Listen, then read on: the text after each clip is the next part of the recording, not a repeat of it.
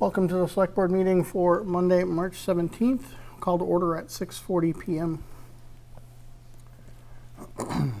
Discussion regarding the Senior Services Director Position Screening Committee. Did we actually put out a request yet, or had we only talked kind of broadly in some of the discussions about the position and the... We've discussed broadly in the meetings. We've talked about maybe looking at a 7-member committee. We've been circulating the interest, or the welcome for people to state their interest to you all. We have been circulating that? Throughout these programs here, throughout the town offices. We didn't put anything in, say, the around town. Yet. Correct. Or on social or anything. Correct. Would you like that done? I mean, I was just wondering, because I saw you already had some, but normally we put it out, so... Those are the ones that have come forward so far. Yeah. Sounds like people who are hearing or eager or interested or being proactive. Correct. I saw you were hoping to have it by end of the month. To stay with our timeline, it could go the week after. I just wouldn't want it to be appointed too far after the deadline so that we're behind on reviews. What fun would that be? I mean, we said 7. I think we're sticking with that, yeah? Yeah. Okay. I think... For a director's role, it makes sense. Right. I mean, we could either put a deadline on for... I mean, Friday seems a little short, so do we want to do like Wednesday and then like make a decision on 31st? Wednesday of the following week. So 27th. Okay. 26th, Yeah, sorry. say a week. Is that Yeah. like a week plus from today, and then we'll review them and make, unless there's anything, I don't think we'll need more than that night to decide and appoint, right? I don't think so. I'm just wondering if we do need more time, if you're looking to have the deadline for applications coming in isn't until April 8th, correct? That's correct. So you have a letter. So, I mean, So we actually do have a little... you actually have getting another at. week. Yep. You know, instead of doing it on the 31st, you could do it on the 7th. They We can do it on can't. 7th. They can't review anything until the deadline is passed, anyways. Right. So there's no work to do prior to the 8th. That's correct. That makes sense. So, So we have a little breathing room, even if we wanted to delay another week for some reason. correct. Yeah, okay. Do you want to put it out a week? No, I mean, I still think we can put a preferred deadline of the 26th, but Yeah. you know, and then review it on the 31st. But if we get here on the 31st to review it and it's not meeting the numbers or, you know, whatever reason, we could always publicly put it back out there that we're still accepting if there's anybody else, you know, Okay. to fill out the 7-member board, and then review it again on the 7th. Got it. I'm with you. Okay. Makes sense to me. You? Because then we still have time to make a decision, notify people who are being selected, and then at some point on the 9th or after. Get sworn we in. can Convene, review, establish questions, and then put that on. Okay. Okay. Thank you all. Sounds good.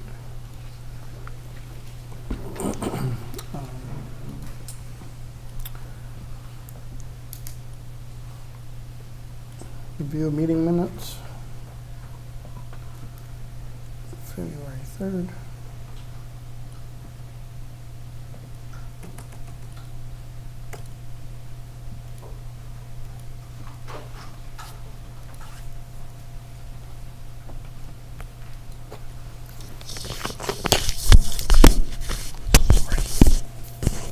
February 3rd. Make a motion to approve meeting minutes from February 3rd, 2025 as written. Second. Any discussion? None. All in favor? Aye. Aye.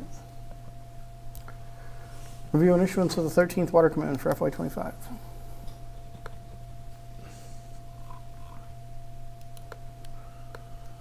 Make a motion to approve and issue the 13th water commitment fiscal year 2025 in the amount of $600 for delinquency fees. Second. Any discussion? All those in favor? Aye. Aye. Aye.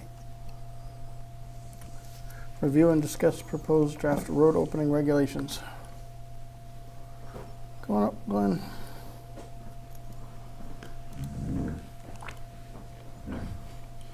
Good evening, how are you? Fantastic. It's Monday. Good.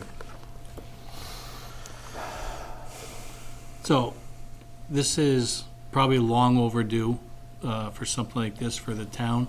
So we've been searching, and Brian's been looking at other areas, and he found this one.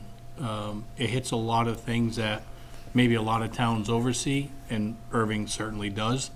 Covered from the road opening regulations, permits, driveways, curb cuts, what needs to be repaired afterwards. It holds a lot of ground to the contractor responsibility in this, again, which we don't have now.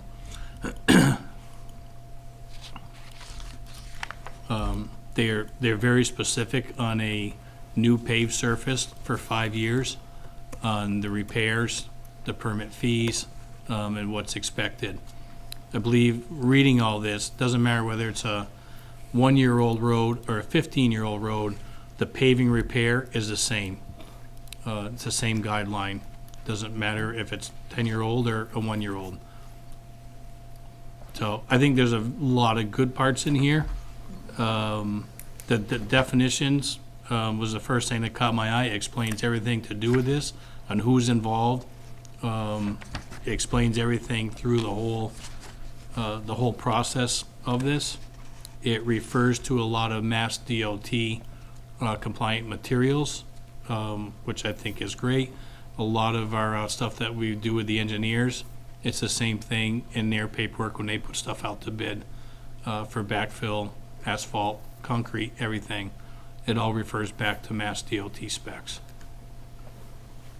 And again, unless the town has anything above and beyond that they're looking for.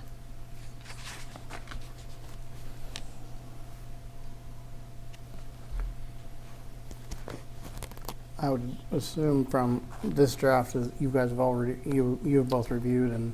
We've there's no looked at it a couple of alterations, At least times. at this point from where we have, right? Yep. Okay. Thoughts, questions, comments? Yes, what I'll say is, for a first pass, it's a very mature, thought-out, thorough document. I did have something, when I read through it over the weekend, there was something I highlighted to question that, and I can't find it now, so I will. I have one, maybe it'll jog your memory while you're looking at yours. And again, this is a first pass, so I Yep. went through and I read it. This one just popped out. I happened to throw a note on there for myself. It's under the steel plates section, page 12 of that working document. The first bullet, A, says two-way traffic must be maintained at all times during construction or when the plates are on the road.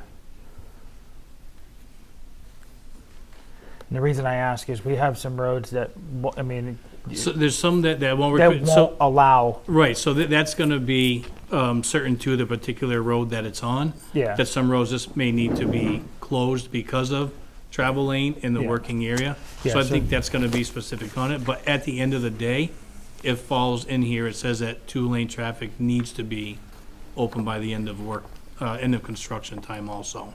Yeah, I just wanted to make sure, like, that one seemed to be specific to when it's steel plated, but it could also be read that at all times means that even during construction, or that just can't happen. Sometimes may If not you have, happen. we don't have 3-lane roads where we can still have 2 lanes and a construction lane. Alternating, right? Yeah, But it'd be but- alternating, but so I just wanted, through traffic, right? so, It'd be yeah, kinda- yeah. So it was just one of those things where when I'm reading this for the second read and prepping for future reads, I'm looking at it from the lens of there's the perfect scenario and then there's the real What it- the real life scenario life. of the roads Yep. that we have within the bounds of Erving, and how does this capture all of them? Yeah. So Understandable, Yeah. we're open probably to any changes yeah. that y'all see fit also. And I also don't want to get bogged down with trying to get every single nuance that could happen, because this would turn Correct. into you could double the number of pages Yeah. based on every scenario that could possibly come up, so finding language that allows for variation under the direction of the highway superintendent, some sort of capture in there that gives you that leeway of saying, yeah, this, in this particular situation, it makes sense for this and I approve it. Yep, And just do it. understandable. Yeah. All right, that's all I had for now. Yeah, I think it makes sense. So just add something in that first bullet to maybe clarify that, when the steel plates are in place and, work is ceased for the day, that must allow for safe two-way traffic or something. Just to be clear, it's tied just to that. Just to because there's that, other yeah. sections that cover the rest. Yep. Okay. Or allow for exceptions around that. Yeah.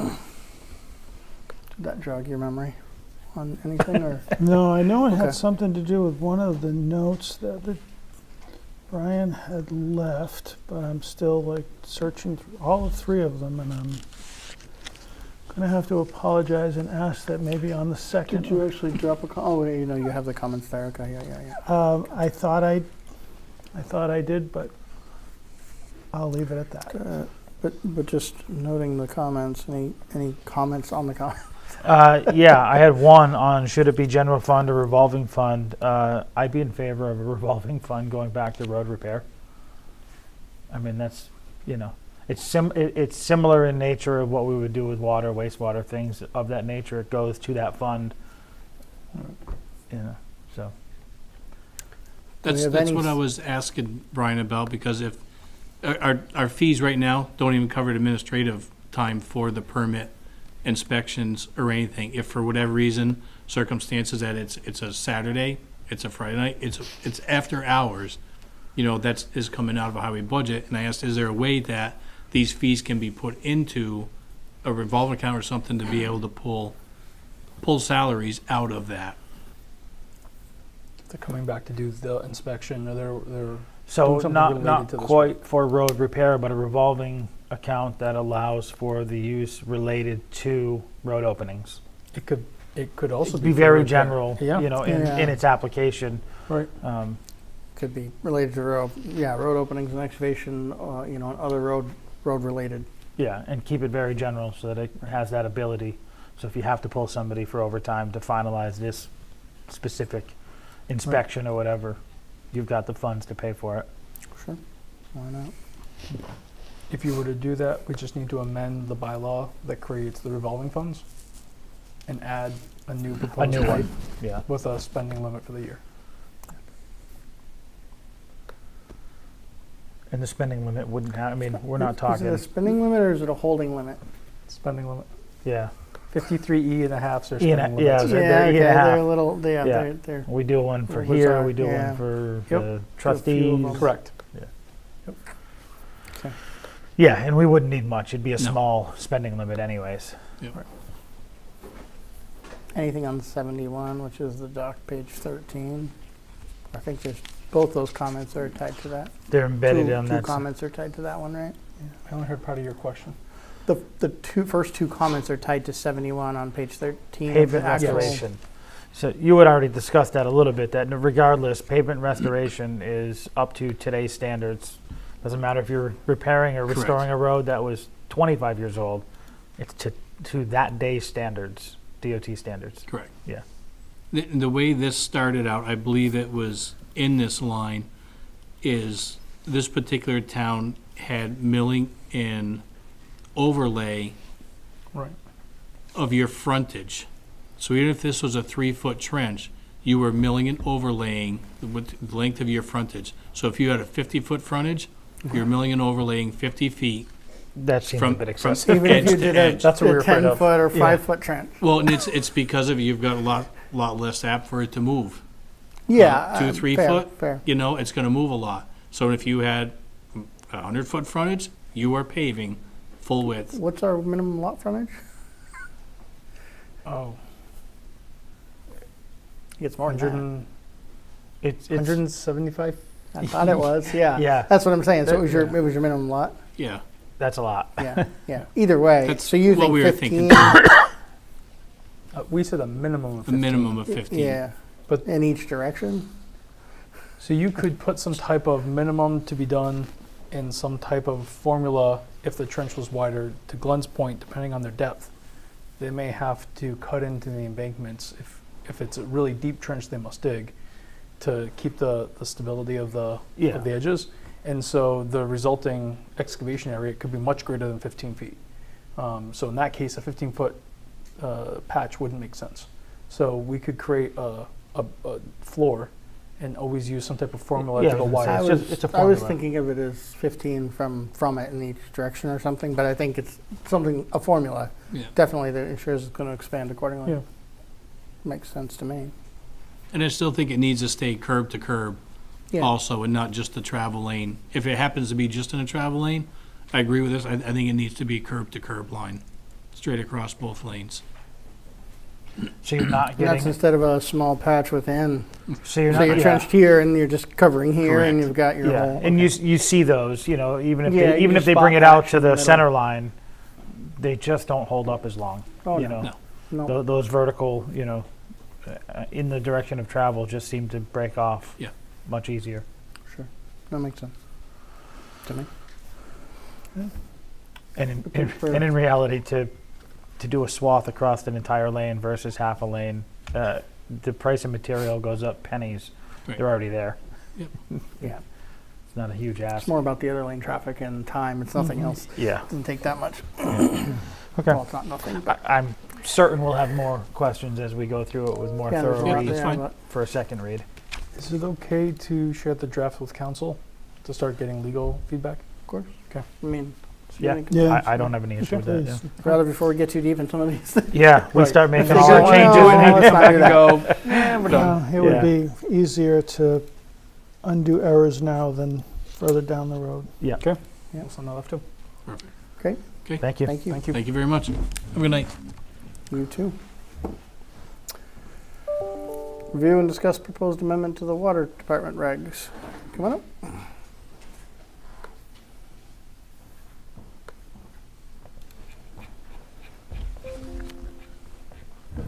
Similarly to the last one, those are revised.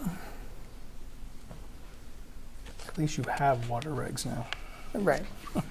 I said revise. We have. Getting there.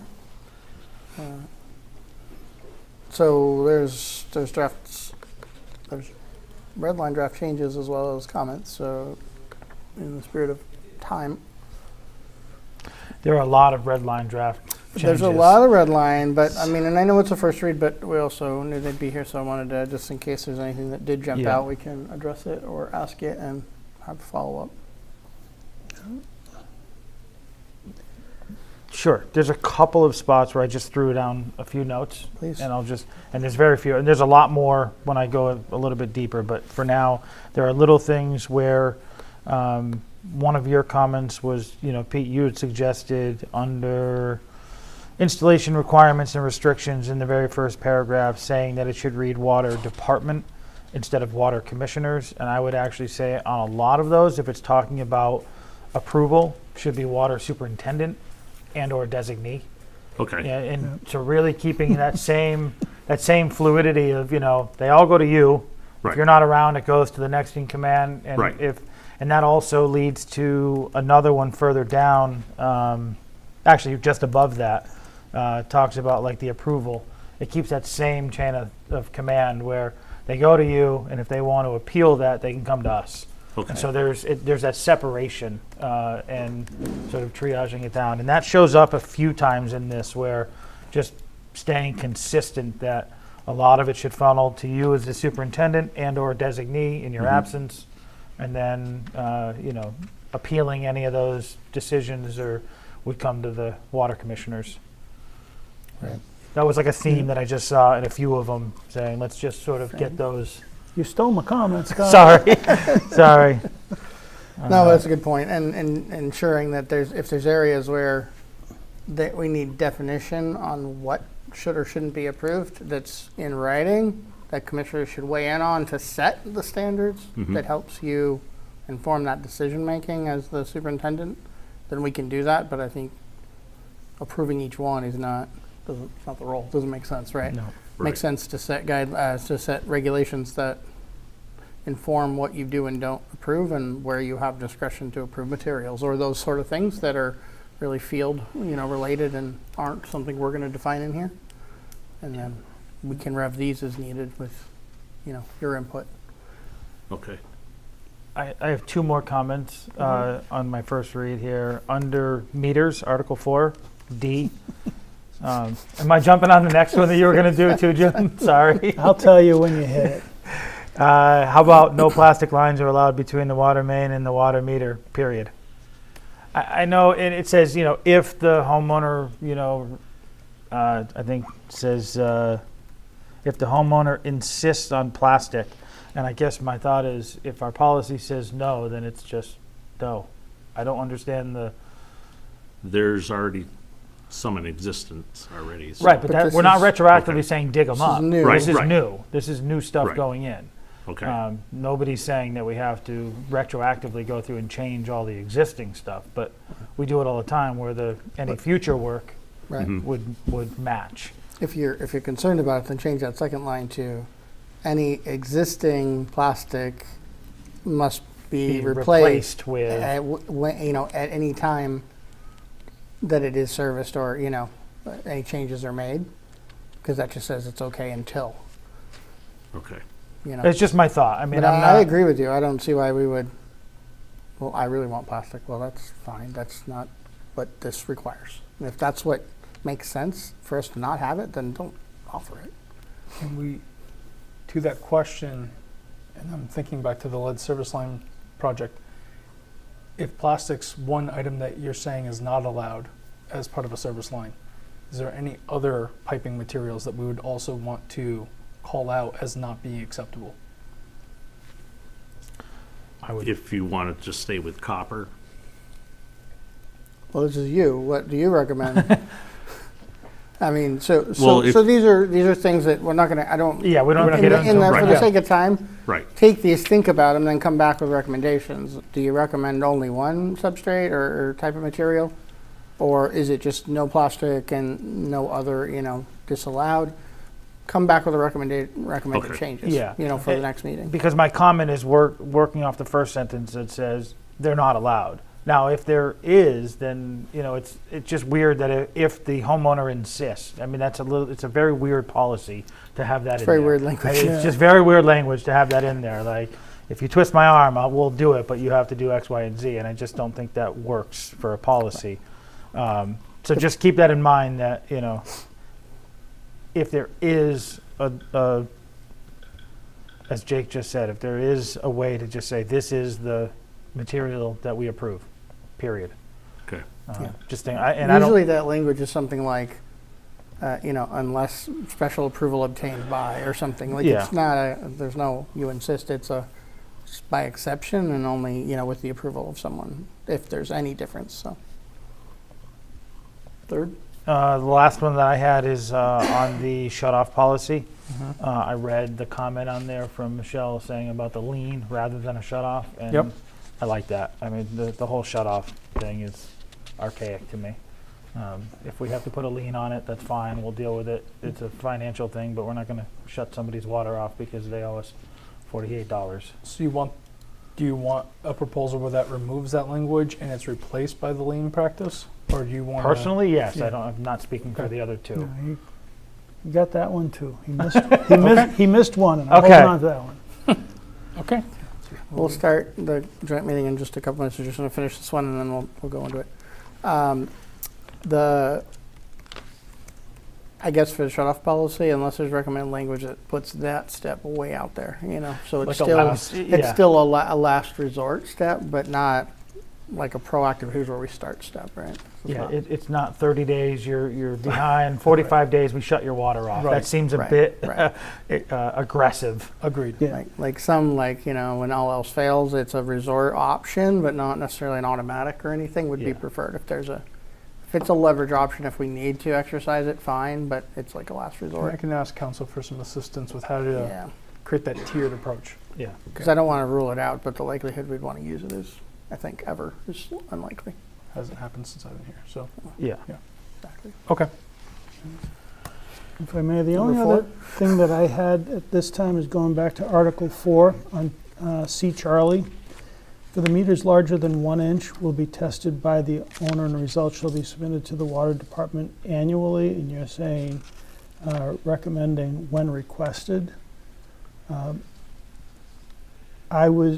Would I be correct in thinking that we would do it when requested, but not less than annually? Is there a reason? I mean, I don't know of any that test them annually, meters larger than a meter. They've usually only been tested when there's a discrepancy on either the municipality side or the owner of the property. So that hasn't been being done, even though it's in there? Because that's not a change, right? No, we've just never, We haven't enforced it. we've never done it, no. We've had residents dispute it, saying the meter's, not correct, and we just let them know we can take it out and test it, but if it falls within the percentage of being accurate, then the testing fee's on the resident.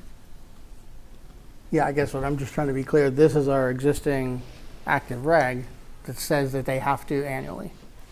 Right. We have not been holding them accountable to that or getting that. No.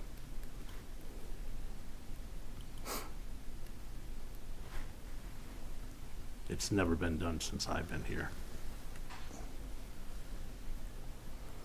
And so this will We- be when requested by the property owner? Or the department, Either. right. Whoever has a discrepancy with it. I think just being clear that it can, Also, if you would come back with just some data on how it is in other larger water systems, do they require something? Yep. Or is it more as needed? Mm-hmm. Just And- for a comparative, we're not a very big system, and I don't know Right. what's normal. and most of the 1 inch are the larger commercial? Correct. Yeah. So there's less frequent, Yeah. fewer of those in town anyways. yeah. Right. So then my only follow-up comment to that is if it's not really necessary and on an as-needed basis, then we change the language from something from will, because will says Okay. there's an affirmative action there that it will be done. Okay. And that's okay, because I don't know water, but Mm-hmm. if it's something we're not enforcing in its current state, we should change the language to reflect the practice. Agreed. But we should keep will in if the water department, the water commission, superintendent requests it, Mm-hmm. and it's a may if the homeowner wants to. Okay. But if we're gonna change it to as needed, then it's gonna be you will if requested by the town. Right. And you have the option on your own. Okay. Both at, what, is it at their expense, or whatever that says, but yeah, Yeah. okay. Any others?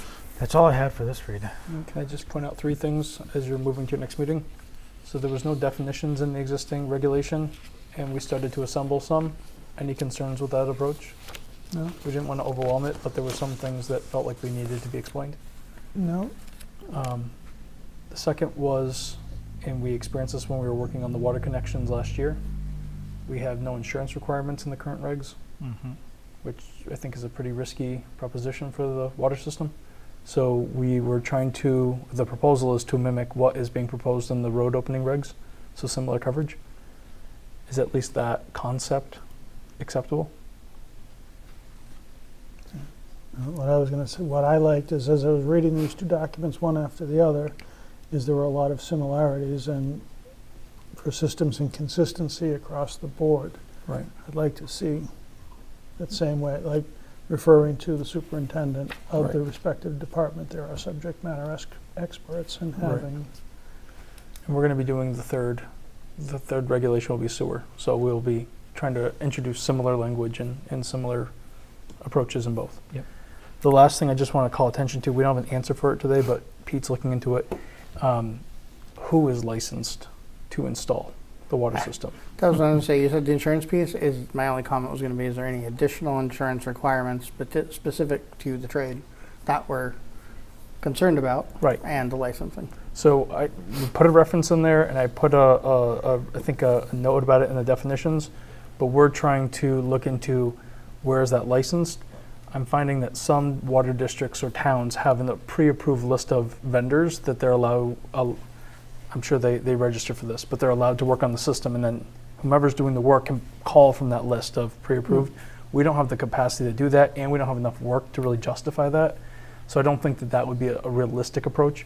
So we're trying to find an example on a small system basis of how do you know, what credential can we tie that to Right. and just rely upon. Yep. So those Sounds are all acceptable approaches? Yes. Okay. Works for me. Yep. I would look at the fee schedule too. Some of that stuff is a little outdated in terms of like insufficient and Hasn't stuff been like that. touched since 2013. I understand. I'm just Yep. saying, like, by today's standards on fees for Okay. transactional failures and things like that, they are very low. We'll They're look at probably that as not well. at the standard. Thank you all. Any others? Nope. Okay. Thank you, Pete. Thank you, sir. All right. Thank you for your patience, everyone. So with that, at 7:11, I'll call the joint meeting with the Finance Committee and the Capital Planning Committee to order. Come on up and get settled.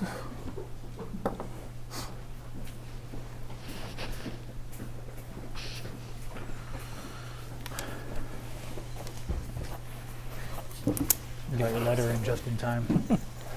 Got your letter in just in time. We actually were just talking about it before you all came up.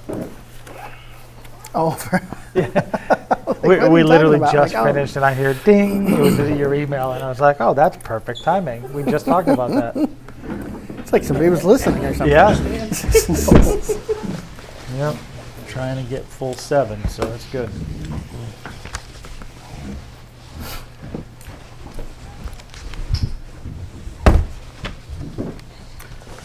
Everything I have left is our AP warrant, right? That's it. At least that's all I saw. Sneak it in while they get set up. You could actually. While you finish getting set up, make a motion that we approve the 19th accounts payable warrant for FY25 in an aggregate amount of $481,000. Let me rephrase that. $481,822.94. Second. All those in favor? Aye. Aye. Thank you, gentlemen. That concludes That concludes our regular business. Yep. Before I forget. All right.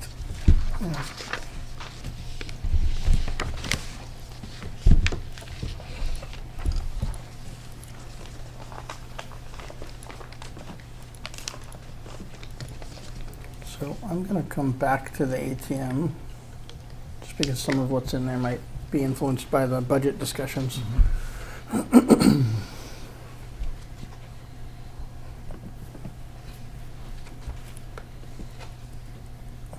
Give up my pencil.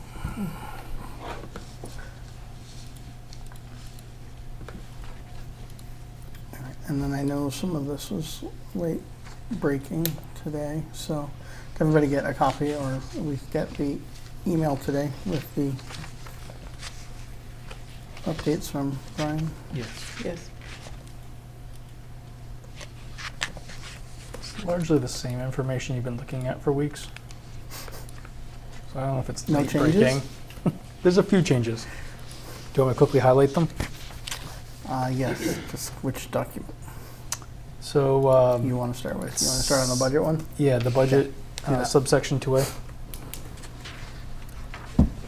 So there's just a high-level memo that recapped what happened at the Capital Planning Committee meeting last Thursday, and area that the committee is looking to have conversations with, and then I updated the projections on revenue. 2A or 2B? Because you said 2A, but 2B is the update memo. 2A is the revenues, right? Should be the memo first, but I may have inverted them accidentally, and I apologize if that's what they did. Okay. Well, Because for the memo clarity, explains the memo thing. first. Yes, memo first. Okay. So obviously capital planning's in the room, so if I got it wrong, please correct me. But at this point, they're looking for the select board and FinCom to consider appropriating the certified free cash from February into the stabilization fund as the source of revenue for this year. With that, they wanted to note their concern that there's not capacity currently proposed in the budget in the capacity to raise and appropriate specifically for capital projects going forward. So free cash is great this year. That's not a sustainable source year after year. And that led to a third part of the conversation, though there was not a recommendation, but just an interest from the committee to have that conversation that you all started to have at the end of your last joint meeting, where we looked at the financial reserves policy, and to have a meaningful conversation between the three boards about what the reserves are, what the goal is for the reserves, how they're to be used, is there a floor or ceiling, and what does that mean for the capital stabilization fund or sources for funding capital projects.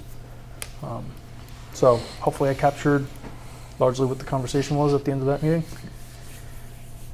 Should I pause or should I keep going through the memo? Keep on going.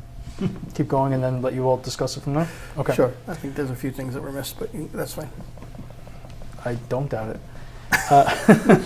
Revenues, I've been sending you that same spreadsheet for the last couple of meetings. I just wanted to make a few adjustments. Specifically, the Treasurer's Office was able to confirm that they were able to solidify an interest agreement on our savings accounts for the general fund and enterprise funds, like she was able to secure last year. Last year was 4%. She cannot secure a 4%, but was able to secure a 3%, and it starts next month, carries through next March. So I feel much better now about local receipts. Going back, using that knowledge and going back through what we use for FY25 in terms of our tax recap and our review of local receipts.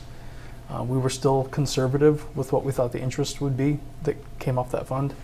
So I think you can adjust your local receipts from the 420 I was originally budgeting with. I think you could use 580. Obviously, there's many factors for that, but it remains conservative for what we have in terms of the other forms of local receipts. And there's no current changes from Ways and Means on either the House or the Senate at this time, so we're still just using the governor's numbers. Any questions on revenues? And then the last thing you all asked me to do at the end of your last meeting was to go back through the budget and just call your attention back to all the conversations you've had and where you maybe meant to come back and revisit. So what were the budget change requests that some people may have put into their Zobrio request forms, even though you asked them not to? And what are the ones that are in narratives and not in the Zobrio grid? So I tried to call that out. If it's in blue, the change has been made either in Zobrio in the initial request or in the adjustment columns as you've been going through. For the adjustment columns, I'll use the example of EMS services being decreased. The assessments came in more favorable to us. And the ones that are highlighted in red are ones that nobody's made a decision on yet. So there's nothing reflected in Zobrio at this time. So based on those things that are currently in the budget system, I know you haven't made any decisions, but assuming that those are still true, and adjusting that local receipt, if you were to go with my recommendation, you have a discrepancy of $23,226. Having a conversation earlier today with the principal assessor, there was a recommendation that one solution could be, just to satisfy that, the overlay could be adjusted to 175, with the understanding that as final receipts are determined later in the tax rate setting process, if there was additional capacity on the table, that the assessors would likely use that to increase the overlay contribution.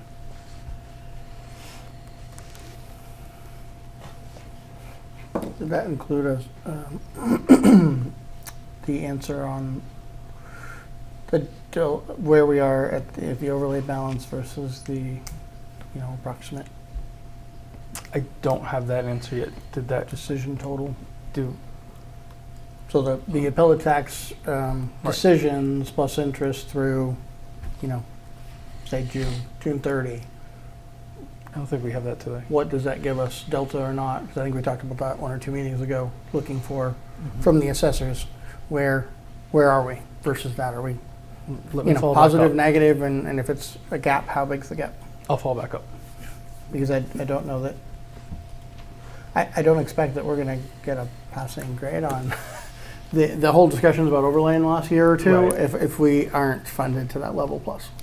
Understood. Because we'll have other normal abatements, no matter what we decide to do on Right, that and now it's specific not situation. Now So- it's not an unknown, it's a known. Right, potential. Yeah. What we do and when or if Yep. we pay it out, that's a whole different thing. But Correct.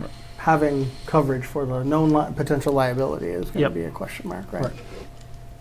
Yeah, so So pulling that's from that. that's an important number, like overlay balance to date, and then, June 30 estimated total with interest. Just on a different topic, but still about the operating costs and adjustments in your memo.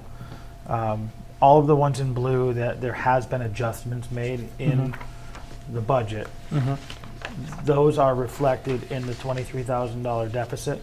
Correct. However, the 4 articles that were not reflected in there are not part of that $23,000 That's deficit. correct. That's an additional $78,000. If you were to go with all of those. If we were to go with all 3 of those, well, the 4th one is shifting it from operating to capital outlay, which is a little bit different. But Say that again? it's the one for the note on water department. Budget request reflects a $13,000 reduction in the initial ask, and the proposal is to level Right. fund it. Oh, understood. And water doesn't get calculated into the $23,000. So it's not part. That's why it's not part of that. That Right, one's because not. it'd be it'd be a different water rates and retained earnings and correct. all that. It'd be Yeah, a different yeah, okay. funding source and a different. Right. So it's still So just the wouldn't it- 78. It's would it- 11 from the library. It is 57,000 fire department and 10,000 police Correct. that are not part of that $23,000 deficit. That's Right. correct. Okay. Question on the wastewater number. Mm-hmm. So the number that is in the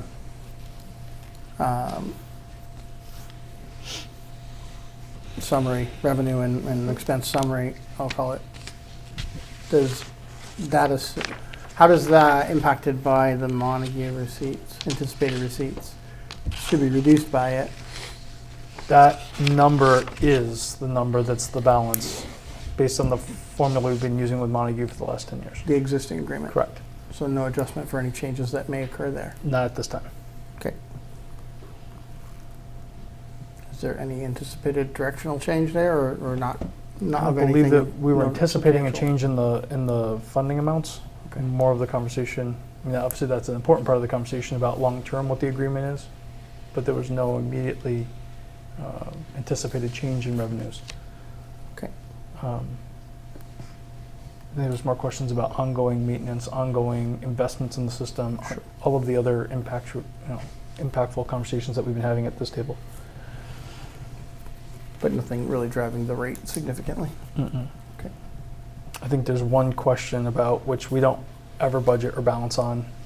Question about the overage charge, That's what I was going to say Right. next. You beat me to it. but we've never budgeted that because it's not something. It's not- One, we don't want it. We don't want it, right? Right, but it's also not something we can anticipate and put a number to. Have we had that every year? Last handful, every single year, right? Yes, In the last few years. last few years at least. Sure. Okay.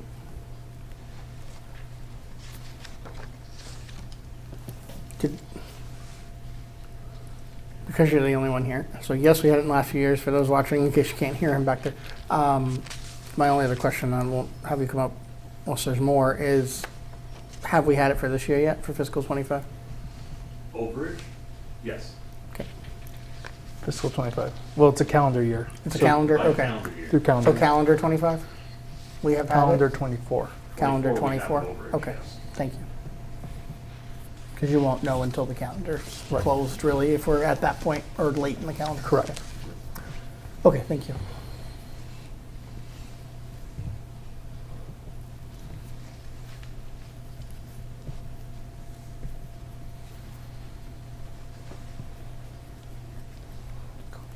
Questions, comments, thoughts? Do you want to circle back to capital? Was there pieces missing there, Ben?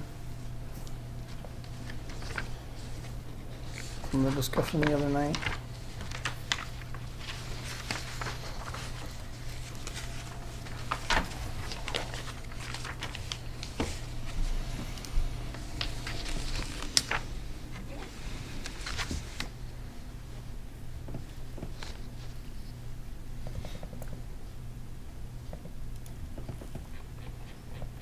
have a question, Well, if you're willing to take it. It's on capital. Yep. The second bullet on that memo from Brian talked about the expressed concern that there's not a line item for stabilization of a capital stabilization fund, so putting in a specified number each and every year, which we talked about, I think, at our last meeting. There was discussion about sort of a potential recommendation of whether it's a percentage or there's a flat, amount, or if it's adjusted annually or whatever. And I didn't know if that, I know it says it wants to be brought back up. I didn't know if there was a recommendation from the capital planning committee on what they saw as an appropriate number that they would be requesting if we were to entertain that as a new line item. I think we had talked about percentage as opposed to a specific number. I think we liked 5, but I wasn't sure we voted on whether we wanted And 5 or not. Percentage Of total, of the annual operating budget? Yes. I mean, a 3% is $450,000. yeah. So just to put that into perspective. We're doing about $1 million every year. Yeah.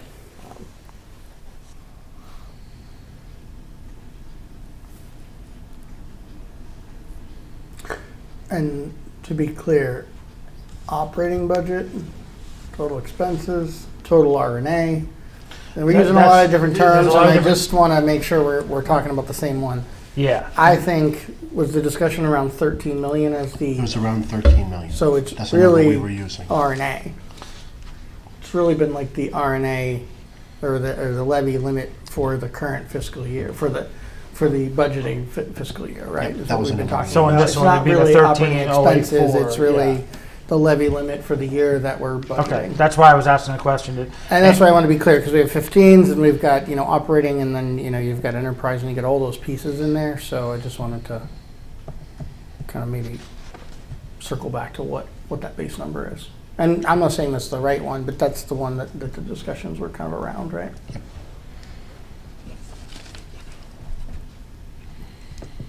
One of the other things that we had discussed and where you were looking to get feedback from the Board of Selectmen on was there was potentially a discussion of looking at the general stabilization account and the interest it accrues annually instead of taking from from R&A, having that interest deposited into the general capital stabilization account.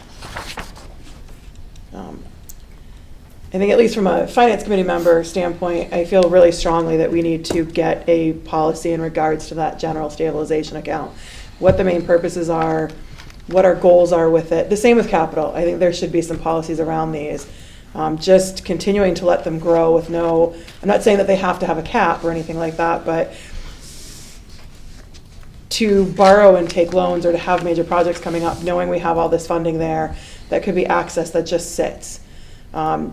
It would be nice, I know the library is the last time it's been tapped and it's been used, but it would be nice to see us to have actually some policies surrounding that instead of it just sitting there being a fund that is just continuing to grow and not do, nobody really knows when can it get used, how can it get used. I mean, there's some base guidelines for it, but how big do we actually want it to get to? Capital has struggled for the past few years to fund the projects that the town wants. And that request in that list is only getting longer, bigger, and more expensive. So that was just an idea that the capital committee had kind of kicked around. And we were looking for feedback, not necessarily tonight, but from the Board of Selectmen on it. Well, and maybe two things, just for clarity, because we went through these exercises in that meeting as well. It's really investment return, not interest, because it's not interest bearing, it's invested, so it's slightly different. Mhm. And so it's maybe more volatile. It's not volatile, but because it's, conservatively invested, but it's not like it's going to be 3% or whatever. But at some point, and we can't just deposit it there. We would have to do like a transfer every year out because, it's investment return on the balance there. At a town meeting vote, but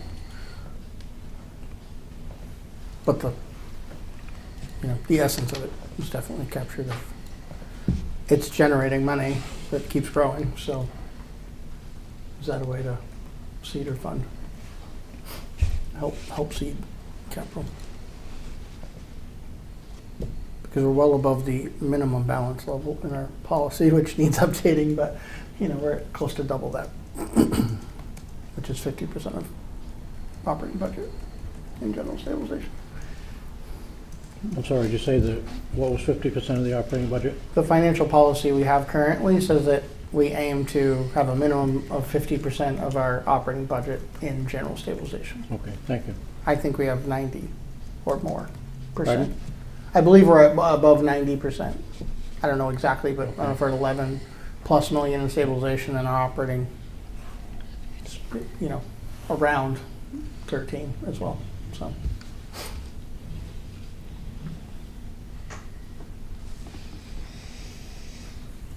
Where in turn our capital one is to have enough to cover the next 10 years of capital, out of capital.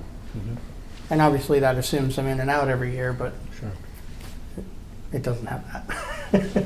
It does not have the capacity nor the dedicated deposits, to do that. No Yeah, way. and- Even without the massive projects that we know are coming that are multi-million. And so I guess along the same line that you were just talking about, if we were to look at it as the large picture of doing a transfer one time to start, or initial, I should say, not just a one time, but an initial transfer out of general stabilization into capital stabilization to adhere to this policy saying that we're well within the 50% that we want, if that's the amount we want to keep, going forward.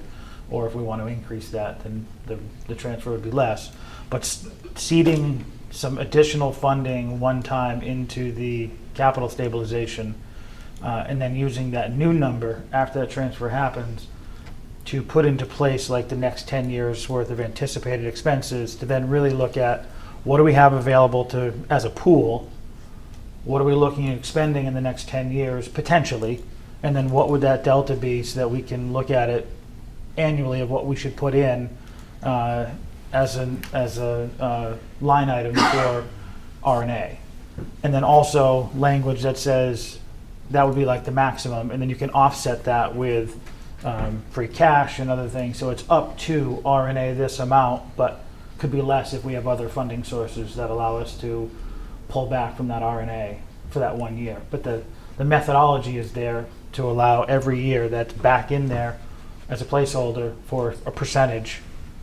And then if you can find ways to backfill it without having to R&A, you do so, but then tackle it again the next year with that placeholder that's already there. But I think seeding that first to sort of lessen that blow of saying it's $1 million a year over 10 years, that's $10 million. We can't put an R&A line item for $1 million a year for capital because it's not going to be, we're not going to R&A $1 million. We just never do. We spend $1 million, but we don't Right. R&A $1 million. We don't have capacity in RNA right now to do Correct. that. We Yeah, wouldn't for have sure. that. It's not even possible. So it's, we have to find a balance between what's the anticipated expenditures, what's our starting point of what we have for funds available. If we could increase that funds available by utilizing our current policy that says we only need 50% of our annual operating in that general stabilization, we can move some to capital, which we need some more fluidity in and out with. It allows us to do that. So just something to think about. And also, while we're reviewing that policy, is the 50% number satisfactory? Should it be 60, 70, 40? I'm not saying that the number should even be higher. I don't know. Doesn't make sense to go lower, but but just that doesn't have to be a stationary number at 50% if we're reviewing that policy as well. But I would say whatever we determine as the balance of the general stabilization, optimal balance or goal balance would be, whatever the surplus is, the delta over that, we should shift it via our own policy that says we can move it into, for the purposes of capital. And that starts some seed money in there so that you can do a better 10-year plan for what you're working with. I just comment as part of the discussion, so that when we reach the end of the 10, let's just say we did that theoretically, and Yeah. we get to the end of the 10 years, and that money's gone, and we haven't been able to replace into the general stabilization, we'll be at the same situation where one way of looking at it is you're funding your operating budget, which includes your capital improvements, out of that original stabilization, It's just not a sustainable thing. You have to find a way to keep it going, or else 10 years from now, they'll be saying, let's take some of this, put it over there again. Right. And so, difficult to fund it through raise and appropriate, the RNA, but if we don't find some way to do that for some of it, or most of it, we'll find ourselves, or somebody else will, in 10 years from now, in the same situation. Yeah. Where they funded it strictly out of stabilization, and it's just not a long-term sustainable thing. Yeah. No. I think there's a balance with what you can look historically, the funding sources of where it comes from, how we get to our average of $1 million Yeah. expenditure, amount every year in capital. You can see what typically is RNA, what is grant funded, what is through, the various sources that we have, Yeah. and sort of come up with a general number that would say if we found a number that was similar to this, system that we've been doing, or the historical system what we've been doing, we could maintain this, So it's a smaller RNA number as a placeholder, but it's within our normal expenditure on RNA through capital. I think there's a couple, I think it's fluctuated based on free cash It and other has. things, and operating budget and all that. I think having the conversation about interest of general stabilization, well, if we move more money into capital stabilization, it's also invested. It will generate more interest Correct. instead of less. Yeah. So it helps build it. And that was another conversation, was if the balance is high enough, you start generating enough interest to help sustain the capital investments without touching the principal. Right. And yes, it's a savings account, but if you can live on the interest, then that's a great life, right? Yeah. Comfortably. The other piece is, we had talked about ideas of like placeholdering a certain amount of RNA. And Yeah. let's say it's 200 this year. We find a way to get it in there. And then next year we say we're going to escalate it 100 every year until we get to the number it needs to be. And we just say, well, everything's going to grow a little. Whatever that right number is, I don't know. But Yeah. if we start somewhere and just say every year we're dedicated to increasing it slightly, as part of how we try to keep balanced, then that kind of slowly just forces us that 10 years from now we're not depleted at all, but we've been building back up to maybe we have 5 years worth still, because now we've got it to a sustainable point. Yeah, I do like the idea of if the money is transferred into capital stabilization, that the interest that is earned, you don't have to do the shift from the general. You're earning the interest in the Yeah. account that it's appropriate in. So it eliminates that whole need to Do a vote every to year. do a vote every year to Right. transfer it from one to the other. You're just earning it where you're going to use it anyways. And I think I agree with increasing it over, your numbers were just arbitrary at one point, 200 now and then I was 100, throwing out a 100, number, 100 yeah. is There's a escalated. lot I of don't know if those will conversation. work, and I'm not saying they wouldn't, but, reevaluating it and just being very clear that the placeholder that we put in the budget at the early onset, let's say that escalator worked, and for FY27 it was, 300, and FY28 it's 400. That's the optimal if we can get there.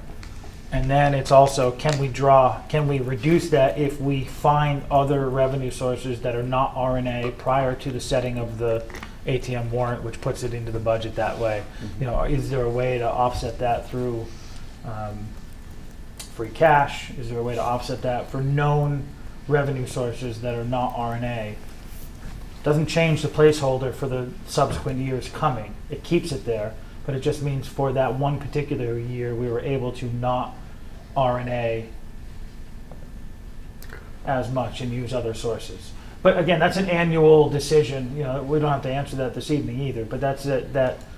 And that's not to say that you're going to do that every year, but at least you have that opportunity to say, is this the best use of RNA, or can we use it somewhere else, and make those shifts because historically we're getting more free cash, whatever. But just knowing that you'll revisit it annually based on the current expenditures, the forecasted expenditures for the short term and long term, and projected revenue sources, RNA, free cash, all of that, current year, subsequent years. I think it's a dynamic number that's going to keep changing, and it sure as heck ain't going to go down. No. I think that's totally true. I think that challenge, if we're decreasing it or offsetting it, is we're not building it into RNA. Is the long-term sustainability of it, right? If we're not placeholdering I say placeholdering, actually carving out and maintaining a growing amount of RNA that is aside for capital in addition to operating, then it's not sustaining.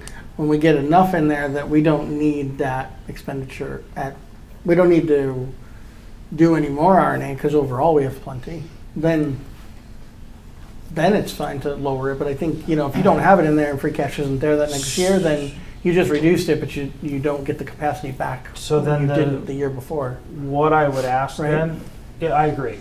And what I would ask is maybe we're modeling it something after our OPEB account. And we're saying, fully funded says, here's what our optimal number is. Here's what we're looking for. Here's what we anticipate as the future draws on this account each and every year. And to be able to earn enough interest to offset our RNA to be and potential, one-offs for the free cash to have this be a self-sustaining fund. Mm-hmm. I'm not saying we'll get there, but that model already exists. It's our OPEB account. And it takes a long interesting number idea. of years to get there. It's not a 3-year adventure to get into that fully funded, but sort of long-range planning. And we've played with that number. Okay, so we're not going to be fully funded in the next 6 years. We're okay if it takes 10. We did that because we need to balance budgets, so we dropped things. But if we did the same methodology with our capital stabilization account, you have a long-range plan. You have a funding mechanism that says what your hopeful fully funded capital stabilization number would be, and that number will change year to year, but with moving benchmarks. I think that, in my opinion, that's a great goal to have. Yeah. Maybe 25 years, and people start to look out that far. And for the thousands of people watching, this is confusing and it's complex. On the other hand, the option is, let's just sit here and wait till somebody shows up and said, well, the $450,000 dump truck crapped out. You want us to plow the streets or what? So it's confusing, but it's worth going through the exercise to do it. Yeah. I mean, I just like the fact that we have a model right now that talks about, projections of expenditures and projections of revenue, and having an account that becomes, in essence, self-funding. We did kind of talk about that a little bit, and I'm not going to put any numbers out there because they were very, very theoretical. But we did kind of discuss, we feel a fully funded account would be X amount, and then we would want to always maintain this amount in there for emergencies and those kind of situations. And then really looking, I know Ben has brought it up a few times, of really looking at and adhering to a cap and just saying, for FYX, we have this much money that we can put into capital. Yeah. And then, and that way that account always is kind of carrying a little bit in case of emergency situations, hopefully earning the interest. And it's, it's kind of a very,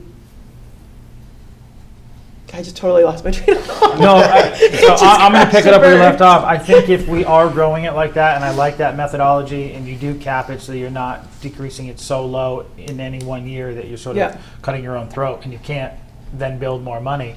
But as we grow that, I mean, the OPEB is worked off of interest earned, and that's how it's growing, plus our investment every year. It's the same model. So if we build that account big enough, it earns enough interest, plus what we're willing to put in through RNA, plus what we're willing to say each and every year at a minimum threshold, we can estimate some free cash each and every year. Not going to be $1 million every year, but there's going to be some free cash. 100,000, 150,000, whatever it is, we should designate some free cash going into capital stabilization, an earmark line item for RNA for capital stabilization. Interest on the account is another revenue source that is designated for expenditure within capital stabilization. Mm-hmm. So it's growing by the other two inputs, and it can be expended through all of that. I think using those numbers, you'll see that if you did it over a long range, and put a cap on expenditures every year, you'll see the account grow. And then you have a cap saying, we don't have to put any more in, or we can decrease the amount putting in because it's big enough where it's generating enough revenue. So I think there was one thing missing from his budget update, which was that part-time actuary that we now need. Oh, yeah. We do need our new capital.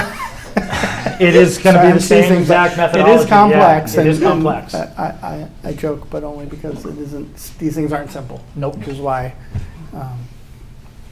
And OPEB, is even better. Continues to be better off than we think every time they kind of give us a report.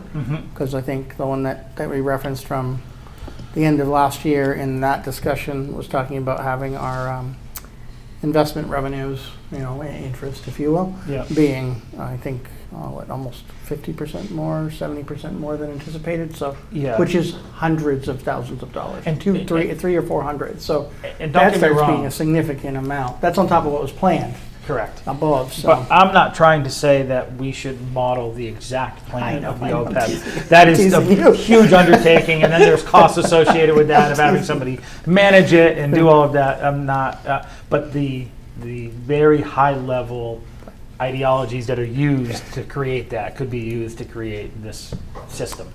You know. Absolutely. I was teasing. Yeah. I was teasing. Yeah. It's a little, If you it's a do little that, just dry, wait so till give it a after little I'm not levity on the about it. How many more days? 101. We won't get an actuary hired before then, don't worry, or budgeted, or funded. Yeah. No. All right. I think that was a lot of good discussion about how we may get there. A lot of pieces to it. We're not going to incorporate them all in this budget, I don't think, but I do think it's a good path. What if anything does the rest of the team want or need from capital to kind of start moving some of those forward? Or kind of heading down that path, unless there's questions or thoughts or concerns about heading that way? I I mean, think the just, financial policy overall is on our list. It's got to Yeah, get it reviewed, is. It's but gotta get reviewed. by all. But and that will probably after annual task. Yes. Whether or not that 50% is the benchmark, that will dictate a lot of the numbers going forward. I'm going to assume it'll stay the same. I don't see any reason why it would change, but if it does, it'll obviously skew some of the numbers. But you asked for what my ask would be is try and really hone in on what those long-range numbers could be. And obviously these are, I want, for the tens of thousands of listeners at home, in Dan's book, is clearly nobody should hold you to these numbers and say, well, you said on March 17th of 2025 that it was going to be $1 million a year, and this is 1.025 million, and so you're over. Be very clear that these are very loose projections that will change year to year, but you need somewhere to start. You need some placeholder that says, here's what we anticipate spending over the next 10 years. We don't have requests beyond that, but we can extrapolate out with a 10% escalator, I don't know, with the way cost of living goes up now, a 25% escalator in years 11 through 25, is not unheard of, or even higher in years later. But just to say, if we're really looking at a long-range plan of how do we continue to do that and feed that account so that we can sort of live our capital expenditures off of it, what would those numbers be? Is there any ballpark that we can utilize? Because especially if we're going to do a transfer out of general and into capital, you have a bigger pool to start with, which reduces your annual ask and may make it a little more palatable for creating a line item that says, here's your RNA. Might be a little bit smaller than the, say, 500,000 every year, So that would be my ask, is if we can put some just general numbers to that annual ask over the next 10 years. Sorry, department heads, here comes another 10-year capital plan program. And But even if rough numbers are going to have a lot of input, so it's not going to happen for this budget. yeah, and I'm not even saying, I'm not even just thinking requesting the for this Oh, budget. no, this would be off-season one. Yeah, this is after. This is starting in the summer. Starting in the Yeah. summer. I'm Yeah, sorry if I yeah, wasn't yeah. clear with that. I'm Well, not talking. I'm not sure, but I. Yeah, for the tens of 24th. thousands. for next Monday. Yeah, we're all handing in our resignations now. No. I'm sorry, I wasn't clear. I'm thinking this is a summertime project after we get through Yeah. annual and get that done, Yeah, and then incorporate interest to anticipate or and- investment income. and build it all out those. in the slower season, so that by the time we get into October and start rolling into November again, you've got a much better plan, and you've already got a line item placeholder that you're working from day one. So, And that would be a transfer, a transfer. and then a sustainable, like free cash, RNA, and anticipated. I think those are the only two. Approximate investment returns that would help. Yes, sorry, offset. that was the third one. Yeah, Yeah. those three. Okay. And you can get the approximate returns based on, Historical, just some, some rounded average or conservative I average. mean, even right now, if we were to transfer it over, for the next year, we have 3%, because that's on all. It's invested, it's an investment. Oh. It's not, it's a portfolio it's a investment, portfolio it's not an investment. It's interest different. income, so be Okay. more of historical, maybe conservative historical trend, right? Got it. That kind of thing. Okay, fair enough. I think is probably, but, capital can talk about what the right strategy is and then identify it when we Yeah. recommend, kind of come back with that overall picture of what's recommended. The only thing I would wonder is 10 the right number? Or maybe something like 5? Because 10 is going to be a wag. It's going to be really a guess. 5 is going to be much closer to accurate. What? In terms of your Years. yield or your? No, number of years we're looking at, looking into the future. But the recommendation is what is the amount to transfer to start that's going to generate how much, average investment returns, less spend, plus deposits every year of RNA and free cash that is sustainable, that Right. becomes sustained. I think if you don't incorporate long enough expenses, you're going to think you're good in 5 years and then in 10 you're going to have no money. Or maybe you're twice the money you need, either way. Yeah, but So I guess to answer a little bit differently, you're not going to be able to fully vet and say, here's my next 10 years worth of expenses. I know them. I know what they're going to be, and here's the years I'm going to put them in.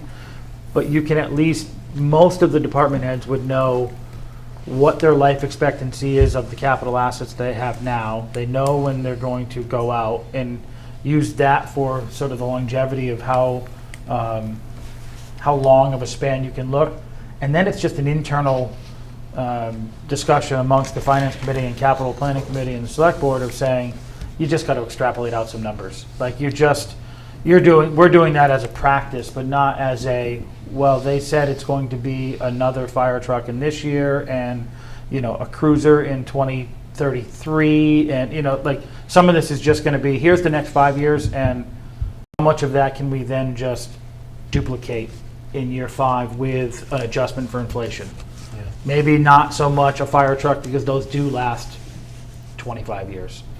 So you pull out a few numbers to say, but the rest of these are between a 5, 7, or 8 year lifespan, so we can work these in generalities and come up with a number, but not asking department heads to say, please give me your lockdown 25-year plan of what you expect to spend for your department. Nobody knows that number. I think 10 would be feasible, because I'm trying to think like the things we've done in the last few years for capital. And a lot of those are things that do have a shelf life, so to speak.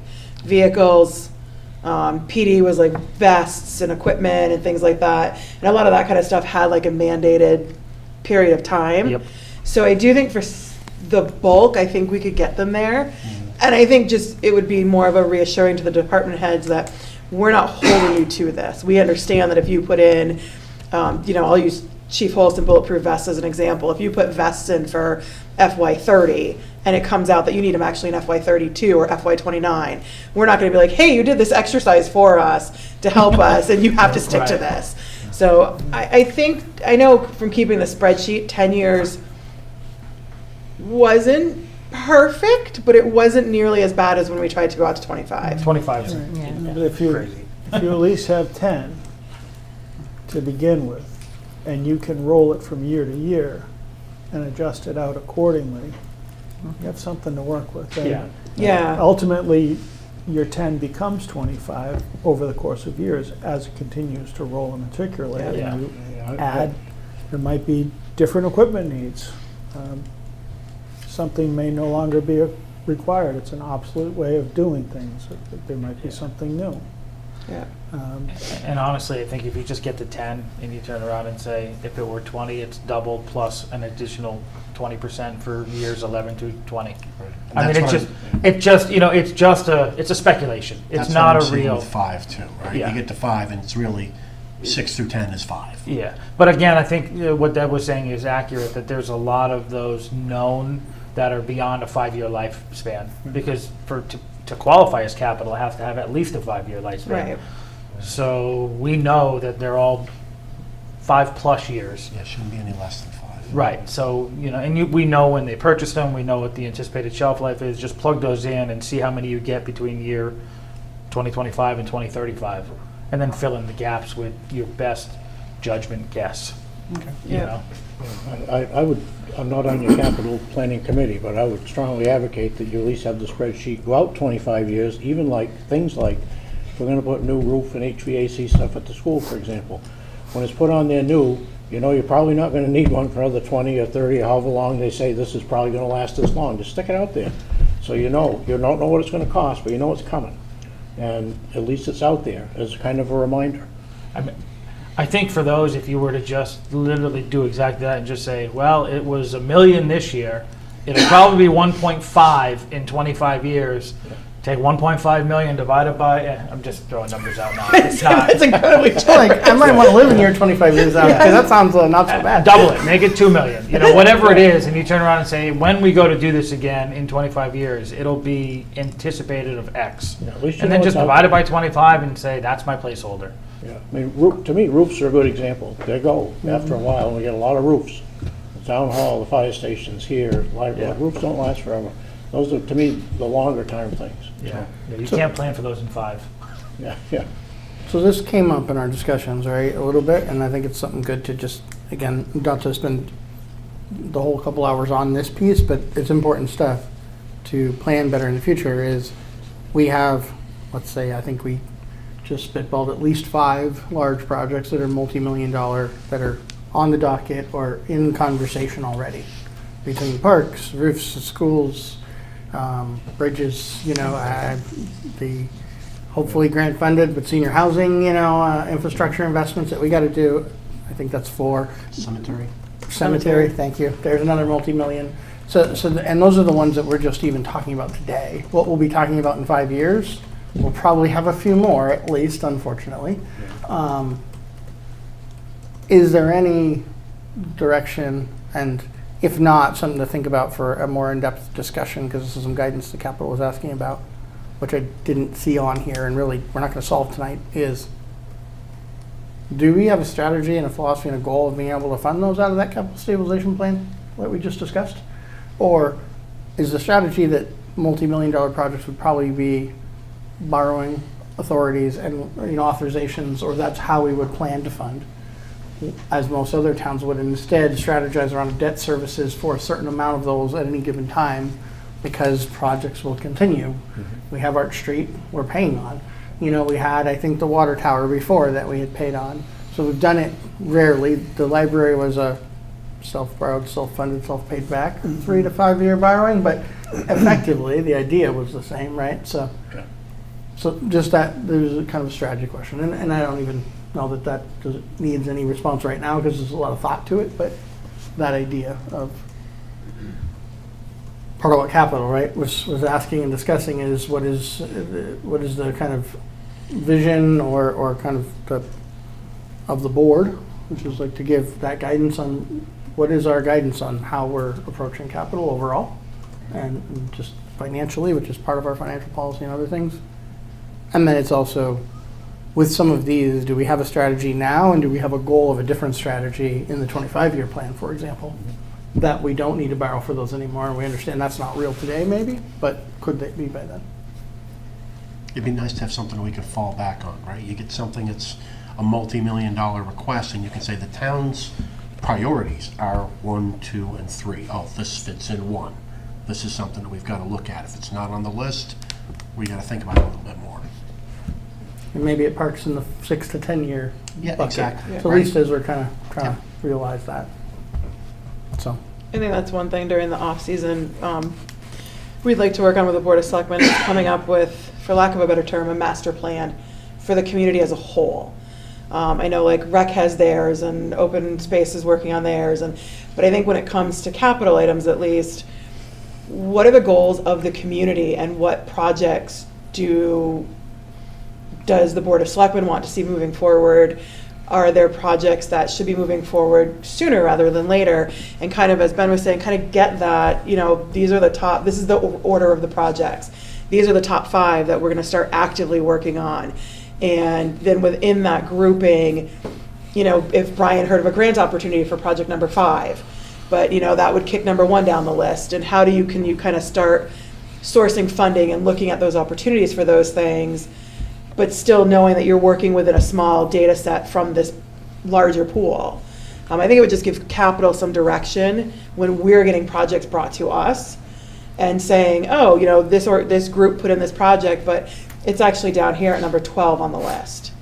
And so, you know, is capital making that decision to move it up the list for some reason? Or, you know, just kind of, I think having a more holistic approach would be helpful. So, the start date is coming up very soon for our new town planner.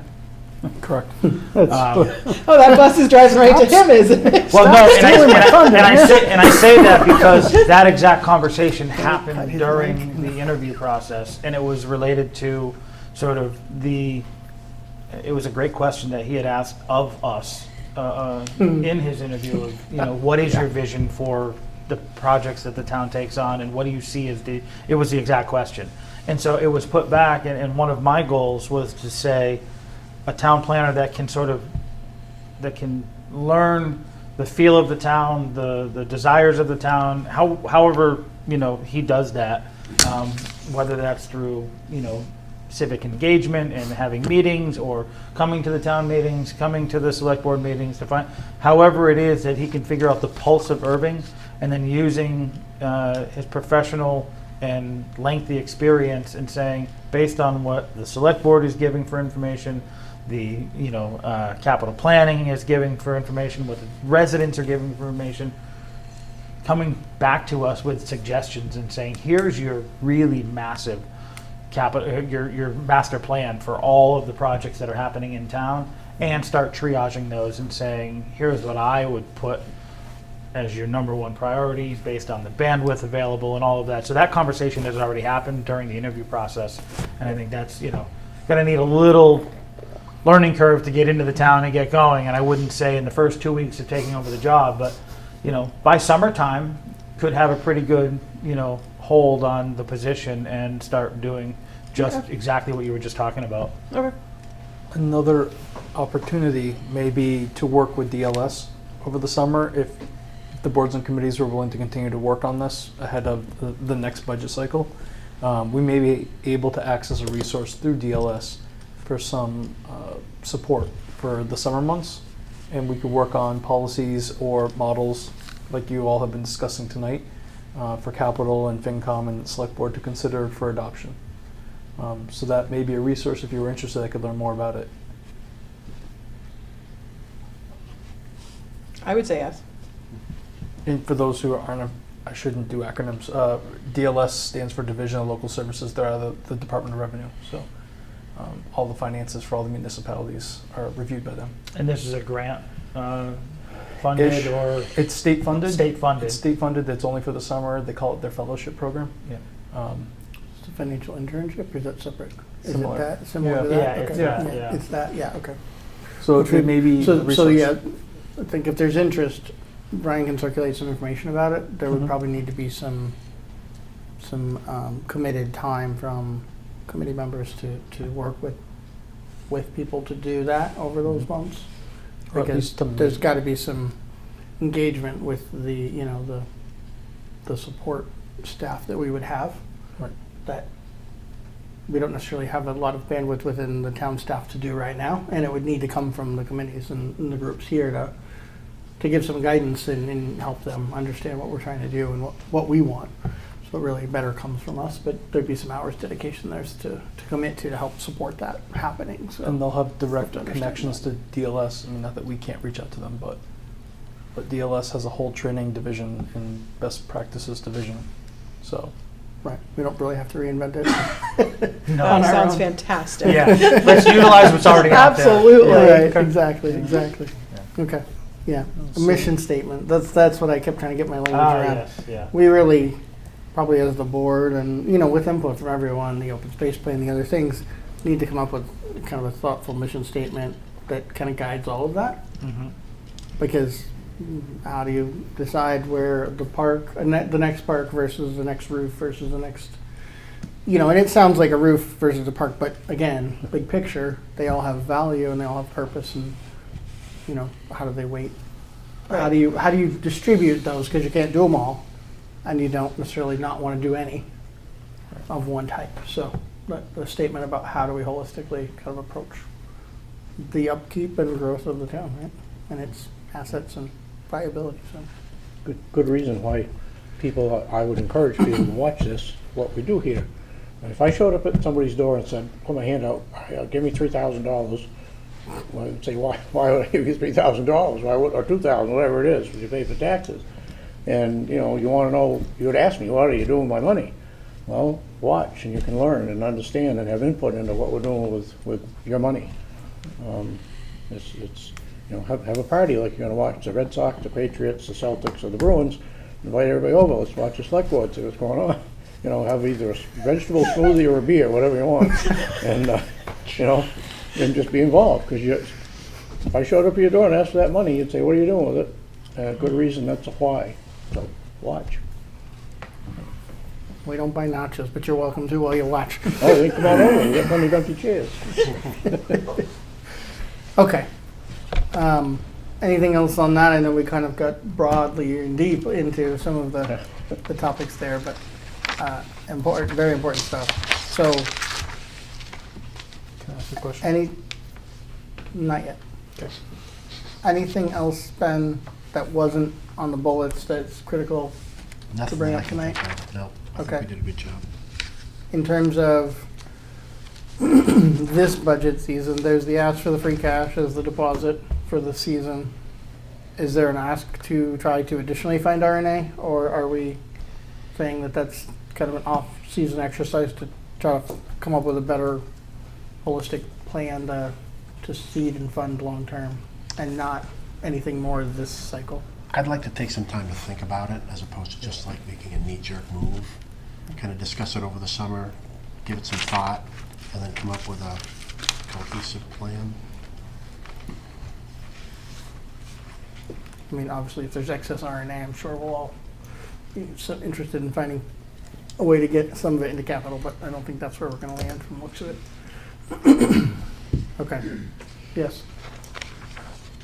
It's tangential to the capital conversation, but water and wastewater and the proposal to do the enterprise funds. That's the bullet that's missing.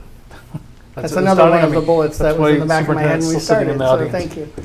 So the ask was, that came out of, did you have that, Linda? You took that one, right? Yes, The ask was for a recommendation on, wastewater and water for what that should be. stabilization.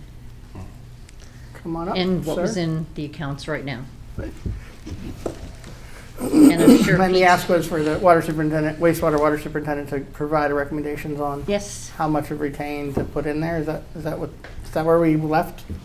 yes, Okay. right, Pete? Sure, I'm gonna give you all sticker shock. In Well, a we good asked- way or a bad way? Shock doesn't always sound good. I've Well- never known shock to be a good. Aw. So when I was asked about this, I resorted back to the asset management plan, because that's why we had it. Okay, so for POTW number one, the big ticket item is the tunnel. The cracks that we have in the tunnel that leaks groundwater when we have, like, today, massive amount of rain. And those are on the asset management. They have them listed down as like immediate risk. So that being the case, that would be sooner, obviously, than later.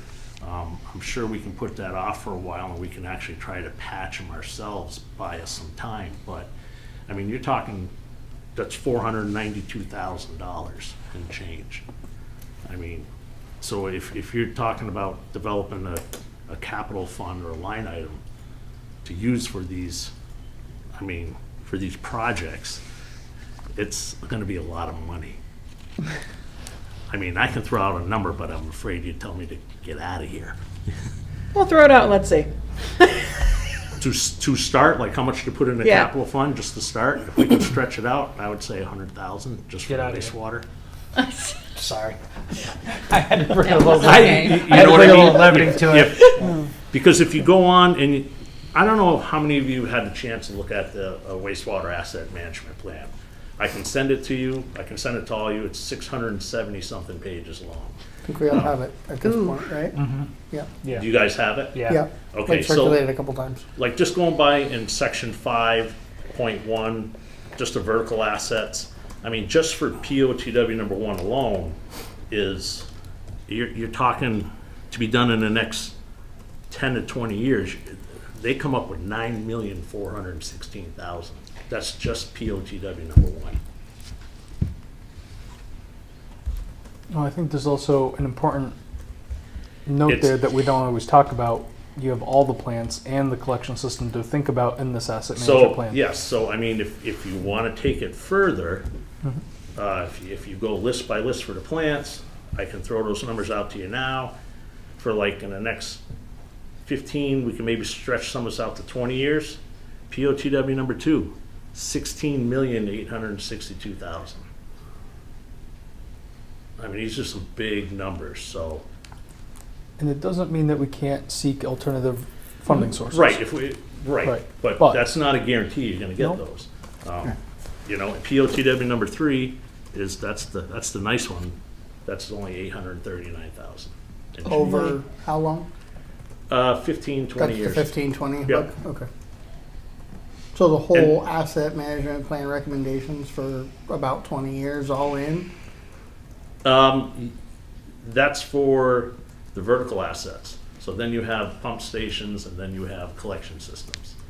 For those of us that don't know the lingo, vertical assets are, The plants, the buildings, everything above ground, okay, the machinery, like in Headworks, there's 3 classifier machines in there. Those have a lifespan. Those are usually for everything I've looked up to try to figure this out, they were all done in 2009, so they're going on 15 years old now. They have a lifespan of 10 to 20, 25 years. So Okay. that, if you say you go to 25 years, you're talking this stuff, I mean, we're doing the maintenance, so hopefully it keeps going and running. But if something died, and if it's a critical thing that we have to replace, it's a lot of money. So that was, so if they're right there at your fingertips, because you came with data, the vertical assets for the 20-ish, 15, 20-year plan totaled what? Total of $27,118,000. And I get, it's not gonna be, something we're gonna do in a night, and we know that. Right. Or solve in a night, but what's it So- look like? And then you said there's more groupings. Well, yes, you would have the collection system, whatever goes on with that, which our collection system is in, I think it's in really good shape. The pump stations, a lot of them have been redone, had work done over the years since I've been here. We've rebuilt a couple of them ourselves, besides, having to hire someone to put in the big pumps. So those aren't too bad. The cost on those is small. I just brought the main page. I figured that'd be enough to freak everybody out. And that's just wastewater. Drinking water is, we'll stay on wastewater, but drinking water isn't quite as bad. The biggest thing I see coming in the future with that would be if we ever have to redo the tank. The tank went 30 years before it got pitted enough on the inside. We had to redo the inside and the outside of the tank. That was done in 2009, so that clock is ticking. If you want to do small bites to build up to save the money for that, when we did that, the lowest bid was $257,000. Well, after 27 million, it's like, oh, anything else? Yeah, hundreds of thousands is nothing after you talk about millions. So, I agree, we have to get a plan. How much you want to start out with and then add to it. I'll say the one thing nobody wants to hear is figure out a way to generate revenue. do you have a proposal for something along those lines? I started working on it. Michelle and Jackie actually helped me with it a little bit. We used, we got an idea of what Northfield does through Michelle. And there's, I have different ideas, whether or not everybody agrees with me or not. Because you gotta figure we're unique because most of the town is on sewer. And a lot of towns figure their sewer rates based on water rates. Well, only half the town's on town water. Yeah. The rest, everybody has their well, but they still contribute to the sewer system. So you have to figure out a way of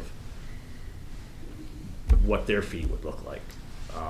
you know, everybody was on the sewer systems, or on septic systems, they're a separate entity kind of on their own, because you can't expect them to pay what someone on town sewer would pay. So, I mean, we can continue to work on that, get back on it with Michelle, get some more definitive ideas what a sewer rate would look like. I've brought this up many times over the years, and I get to look at death, so, but I pay a sewer All bill I too. will, I mean, I think you should bring a proposal with some data so everybody can look Okay. at it and consider it. I think when I have thought about it at a high level personally, when some of our biggest taxpayers aren't on the system, Mhm. then they're not paying. When it's in the tax rate, they're paying. So I don't know that that model actually helps Right. what we're trying to do. But I think the data will answer that accurately. Right. I'm speculating. Because I we mean, haven't looked at anything. So I think kind of going through that exercise and kind of to your point, Right. bringing something.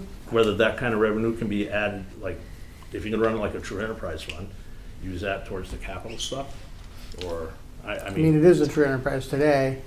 well, okay, most towns' enterprise funds they self-support. We tend to Right. take money out of the general fund, right? Not anymore. We haven't in 7, 8, 9 years. Oh, okay. He's talking about operations. Yeah, I'm talking about to operate. Correct. Yeah. We offset. We we fund offset. it. Yeah. We Yeah, fund it from the tax rate, Correct. but we That's what he's talking don't. about. We don't subsidize it from the general budget. We fund it from R&A. That's different. We don't fund it from user fees, but that's not. Correct. And It's the funding source, but we don't then also go additionally. We The su- fully fund the enterprise through that process. Right, and what Right. he's saying is that the user fees in a lot of towns, It's just user fees. it is just the user fees. There's no I mean, tax, we right? elim- Right. we- We just build like it the into our water tax fund. rate. But Yeah, you that's eliminate fair, that's the fair. need to Tax. tax and RNA, Correct. for that. Correct. correct. So, Did that answer your question? Because I don't. We could digress into the detail there too long, and I don't want to yeah, cause this that. could be an all-nighter. I think it would be interesting. It's, yes, I think if you put a proposal together, I think it's something that we should at least review. It's hard to speak hypothetically when we're not looking at anything, so Okay. a proposal would be helpful. Something for like July, summertime. A lot of the stuff is. Oh, I was thinking next Monday. Oh, okay, perfect. I'll get help. 6 days. That's payback for bringing such large numbers.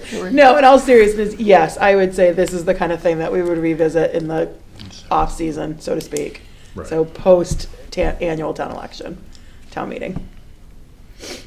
Yeah, I'm not trying to jolt anybody with it, but I mean, the wastewater field's expensive just to keep running. I mean, and to fix the pieces of equipment that we have, they're none of it's cheap. And there's a lot of it.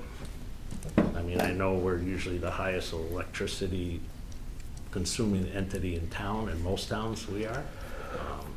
So, the wastewater loan's expensive. So, I don't think any of us are shocked that it's expensive. If that helps you any. no, I Your know, but, 100,000 shocked me because it was too low, not because it was too big. oh, well, see, and I was holding back. Then, But I think maybe reframing the question, right? Because unless there's questions on those specific pieces, I think it was more around what of the retained earnings today, right? Rather than kind of the ongoing, because that'll be the next question: is what is the right number on an annual basis that we are raising or charging or whatever to also continue to build stabilization within the enterprise funds. But I think on the short, the first step would be we create an enterprise fund. We create a stabilization within the wastewater enterprise fund. How much do we put in out of what is in retained earnings today? Which is, and do you have those balances? of the retained earnings? Yes. Not with me, Okay. no. I think it's over $1 On your million. summary sheet. Yeah. Yeah, I think it's just over, those are the June 30 last year's. Nope, they're from February 6th of this year, when they were certified. I got you. Did you say they are on there? Let's swap my screen.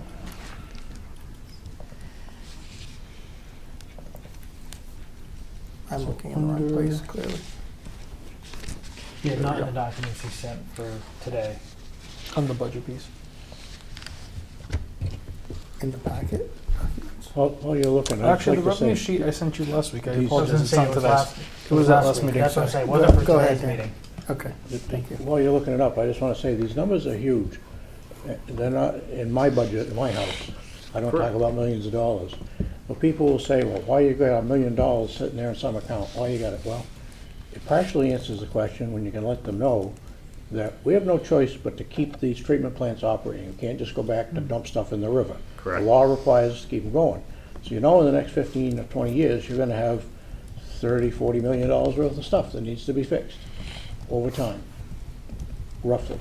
So you got $1 million in your account. Doesn't seem like quite so much when you know that you have this liability facing you. Don't know exactly what it is, but it's huge, and you have to plan for it. Okay. So,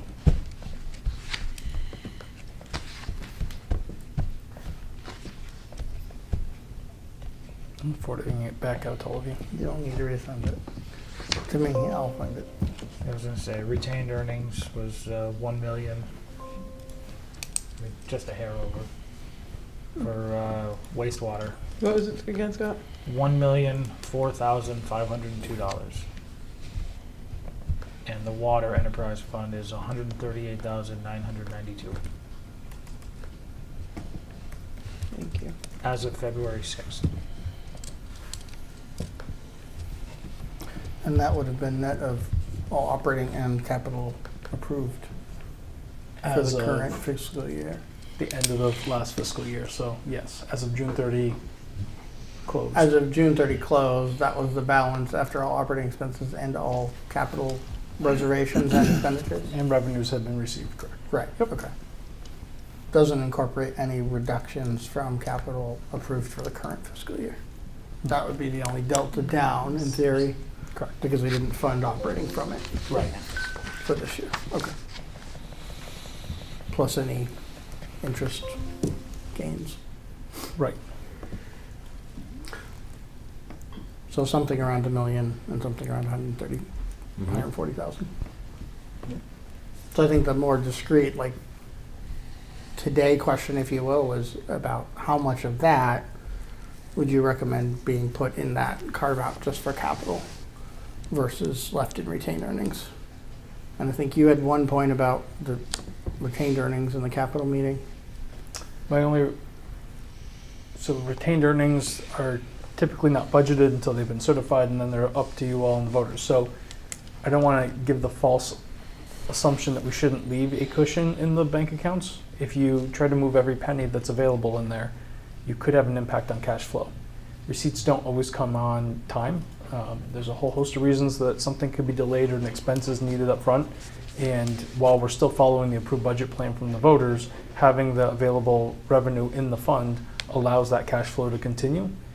These enterprise funds are standalone bank accounts. So I wouldn't encourage you all to take that right down to zero and transfer that certified balance.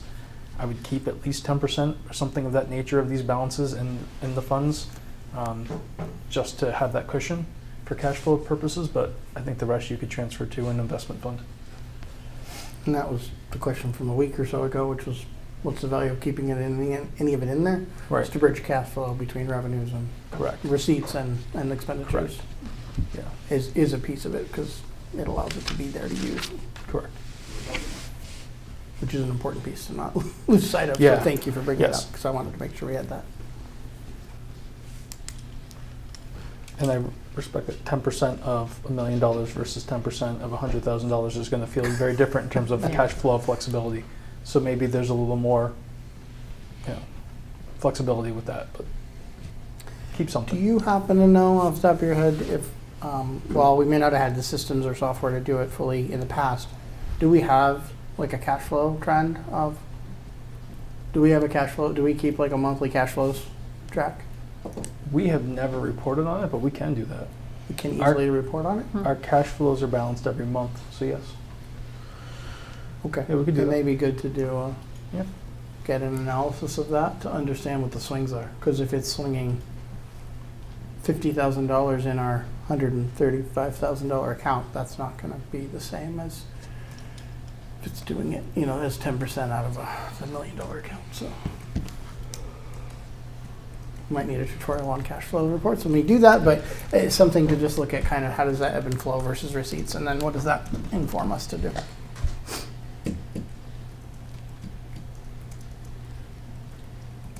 So, are you ready to give us an answer on that question? 75%? Anyways? Like Brian says, I wouldn't want to lead that down too low. I mean,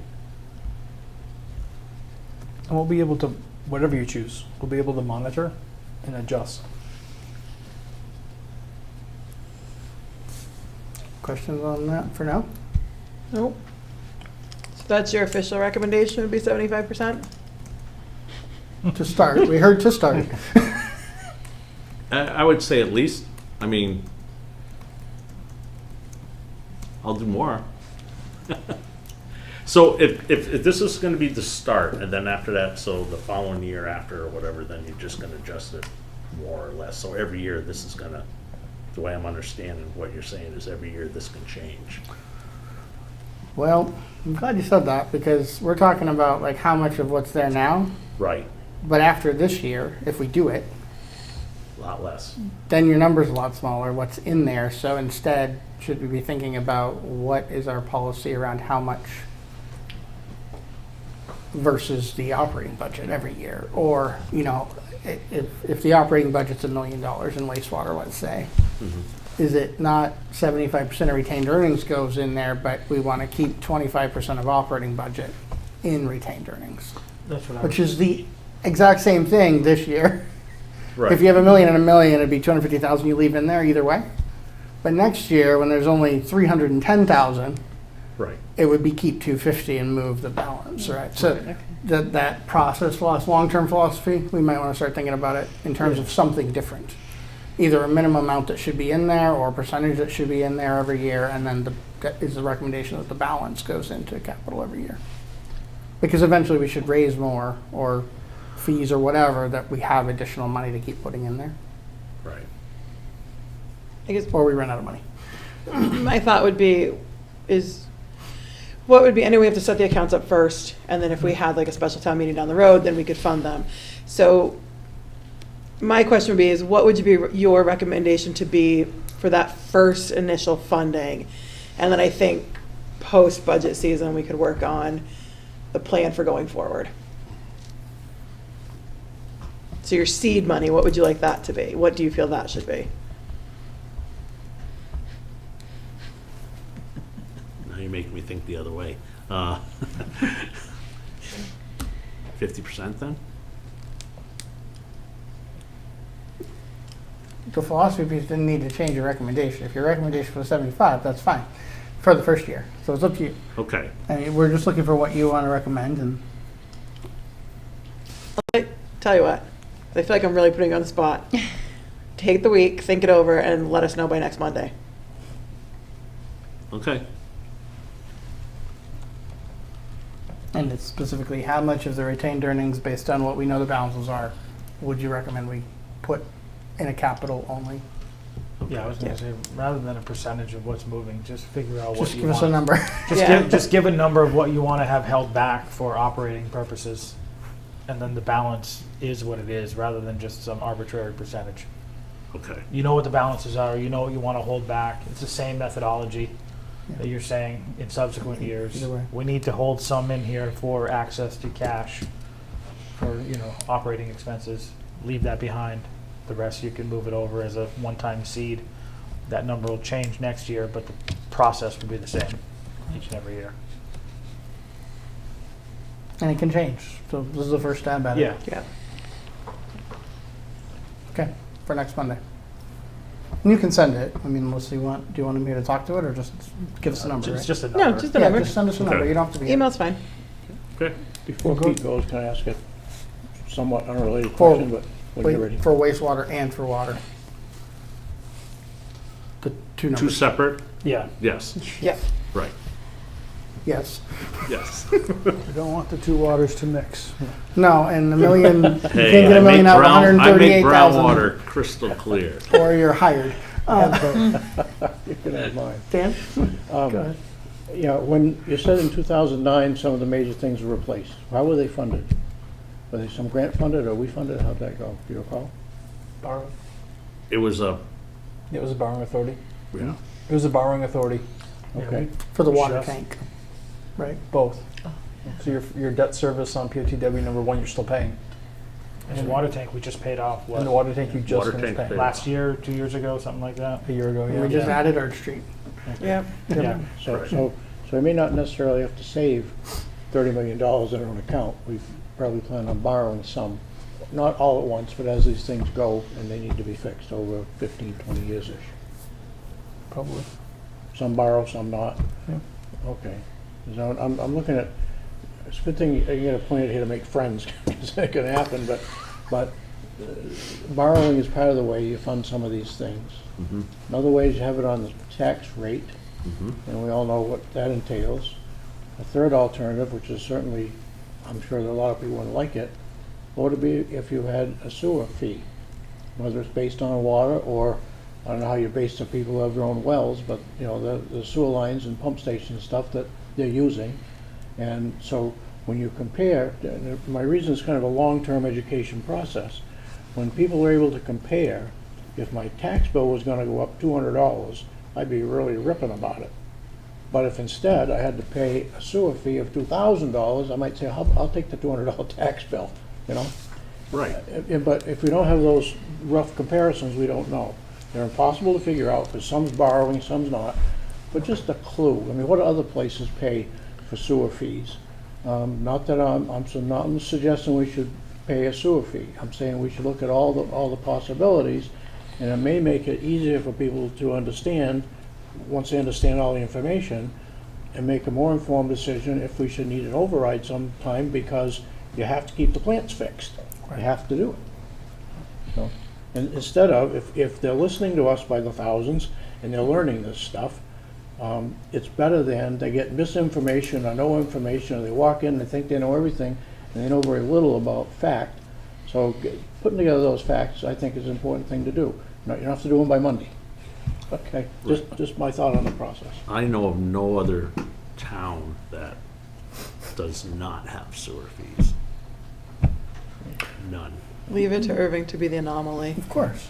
I get asked all the time from DEP. I was speaking with some people in EPA for the pretreatment program, and they had asked me, well, what do you do for your sewer fees? I'm like, we don't have them. And how is that? I get asked. I'm like, well, And it's I'm Erving. not suggesting, to be clear. Right. I'm not suggesting at all that we should have them. I want to get lynched on the way home. Right, I was just thinking Dan's making sure his house is Yeah. not getting egg tonight. exactly. I mean, But that comes back to, you've looked at some models, you've gotten other information, you can look at what our model is today and put together that analysis and then bring it back to us to look at. The decision may be what we're doing is great and it's the best option for the townspeople and it makes the most sense. right. But until we look at it, we just don't have good data to say it is or isn't. Yeah. And it needs to be the right decision for Erving, not for DEP, not for, our neighbors or whoever. So Right. we'll make that right decision.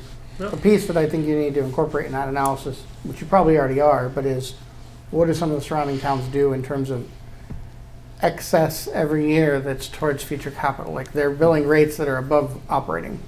Our Correct. model currently has kind of been just enough to operate. And so Right. we need to improve on that, whether it's in the rate or it's its own rate. It doesn't matter how, but if we just fund one-to-one to operate, we're not going to sustain the capital. And that million is going to go down, not up. That point that you just made is the one that EPA and DEP keeps asking us to explain. What's our plan? The asset management plan helps. How are we going to fund it? Right. And so to be able to demonstrate that you all have accounts set aside, you have a funding strategy, whether it gets reviewed and adjusted over time, Sure. just to know that's all in place and that there's an asset management inventory and a prioritization list is what we need to accomplish for them. So They can, I know DEP has a pretty wide overview of what they can and cannot mandate. Are fees something that they can actually mandate a community to do? they have recommendations on it to Correct. maintain standards. The word the word you guys hate. I was just We gonna say, can you recommend- define recommendations? Like, It- just it a was explained recommendation, by Brian. or? On Can the define fee being side, voluntold. yeah, right. On the Exactly. fee side, as long as we're not Requirement? jeopardizing the system, I've not found that that's a strong recommendation. Okay. Where we have to be concerned is Department of Revenue. I can't certify a tax rate if I have a problem with one of the enterprise funds. Okay. And so they do look, and when we adjust when the water commissioners set the rates every year, they look at my analysis and how I got to the recommendation and what our projected water usage and water expenses are going to be and the rate that we project. And if they have questions about it, they follow back up with all of that. So if they're not satisfied, we can't move forward with a tax rate. Right. So There's- it's one in the Department of Revenue. There's like standard recommendations that come out from the USDA that I get the emails and they remind us to recommend. So like we charge X amount per 1,000 gallons for drinking water for the residents that are on it. And they recommend every year, and they've done it forever, increase it by a nickel to a dime per 1,000. We've only done that since I've been here 4 or 5 times. 3 of them in the last few years? No. Only because we've been talking about it more, so. Right, probably we just should be more don't, my intentional. fear is we're not consistent in doing things like that. Like I said, I pay a bill too, but I would hate for us to all of a sudden get in a situation and we have to charge a rate. And we don't want to be like some neighboring towns and all of a sudden you have Right. a 17% increase from the first year. I mean, I'm kind of a firm believer sometimes take little bites, not big bites. Yep. So it's less painful and you get there slower, but we still got to get there. Because if something happened down the road, all of a sudden, we're going to. That's a whole different bite. Oh, I'm not yeah, talking I- about that one. I know, but you Even know, a large because, water main or something. I mean, Yeah. those are very expensive. yeah, I mean, But that's why we're talking about these. That's why we're asking these Right. questions, because we're trying to be Right. more thoughtful about the holistic impacts. And incorporate that, because wastewater was over $1.5 million, I think, at one point when I first got involved. And we've just used it to fund projects. correct, The revenues that got it to 1.5 don't exist anymore. So exactly. we need to be conscious of that and thoughtful about how do we ensure that's actually going up, not down. So that's why we're talking about it. Right. So that's why your 100,000 doesn't scare us, because like we understand that there's a lot there. Good. I would say, just because I don't like ambiguous, I don't like not having deadlines. Put your proposals together and plan on a mid-June probably meeting. Mhm. And then to review, just so we can kind of start getting everybody on the same page for when we're going to regroup. And then we can revisit and, Pete mentioned at the beginning that the asset management plan for the wastewater system exists and has been shared as a PDF, but it is 600 pages. Does anybody want that printed and shared with you so you have actually something to refer to? Because scrolling 600 pages is a lot to scroll. No, but But I'm getting a no, so okay. in the first, But we have we have at least one hard copy, right, To- of yeah, the to the report. point. yeah, So if you want to see one rather than have one printed, we have one. Just connect with course. Pete. most of the information that you need to, I mean, the rest of it talks, kind of why we do it, and I get that that's important, but if you're talking the dollar amounts and the timelines, that's like in the first 70 pages. Right. And it's specific, like in section 5. I mean, was I gonna say printed section out. 5 is the one I remember. Yeah, I printed out section 5, it's the recommendations and cost summary. Okay, that's thin.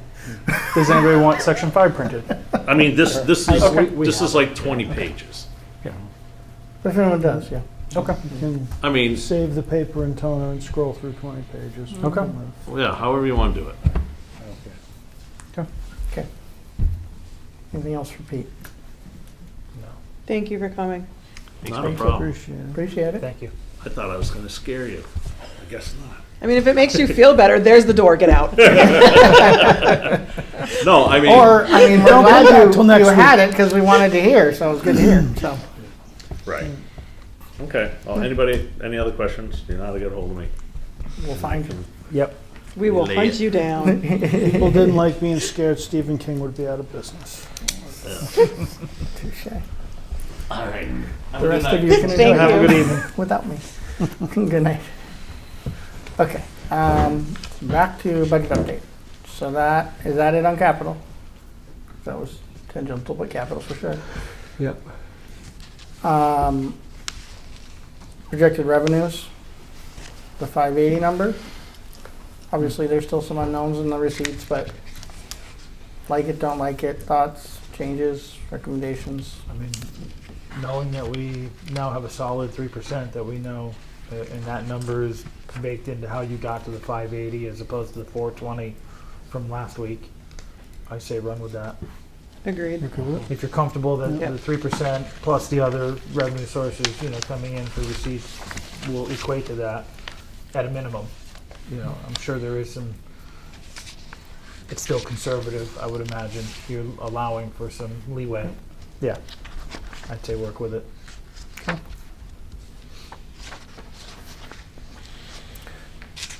So 24 actuals were 650, right? Correct. I just And that pulled was up at that. what, 4%? That No. wasn't at 4, but That was before we locked in the Well, rate. 3 months at that's 4. right. Well, That's 3 right. months, sorry. Yeah. But there That's was- all the things that are in the revenues. I mean, that's Right. holistically, so it doesn't mean there's not a change in there, so. But go to the bottom. The miscellaneous non-recurring. 61 miscellaneous non-recurring. So that we can't count So on. the 640 is actually taking 61 off, that's the 580 that you put in there. Correct. Okay. Except that was not correct when I looked at that. Where does that come from? Maybe it comes from page, whatever. All right, anyway, it's 60 of it. It's not worth diving into right now, but Right, and that's how I you think got down to a portion 580. of that actually is recurring revenue for at least the next 10 years or something. I think it might have been the solar is in there too. There's a few things that are in there I think that shouldn't have been non-recurring because they are known for a little while to be at least somewhere in there. I'll go back They're to that. finite, but Right. I can't remember where it was. I remember talking about it last year. So we're good with 5E. Okay. The next part of that was flip back. Ooh, I flip too many screens. The budget request piece, right? So there's a bunch in there. Some are included, some are not included. We need to, have an approach to those at least, or validate which ones should stay in, or be added in, or be taken out.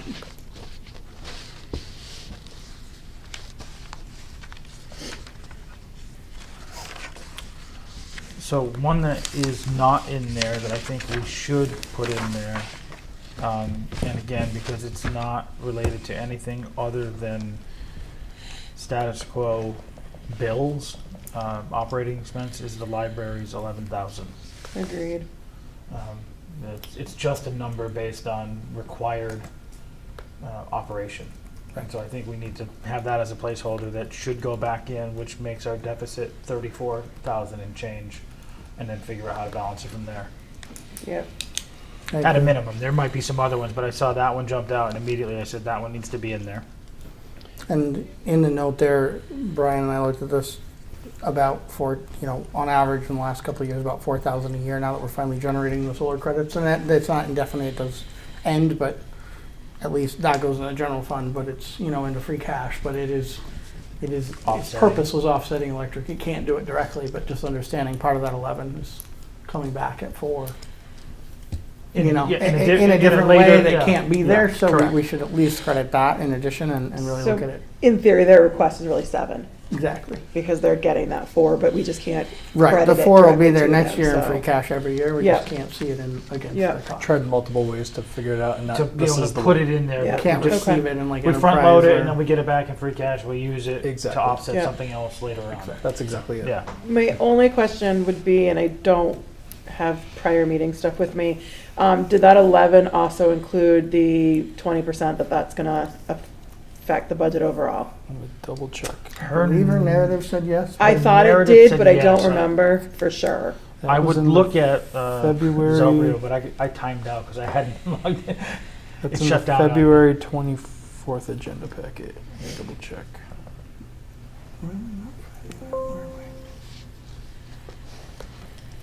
What's the budget number? Do you know offhand? You seem to know these 610. things. Thank you. There we go. Couldn't find the words. Abby typically has note in there. Yeah, I'm looking at that. Pull up the narrative here too.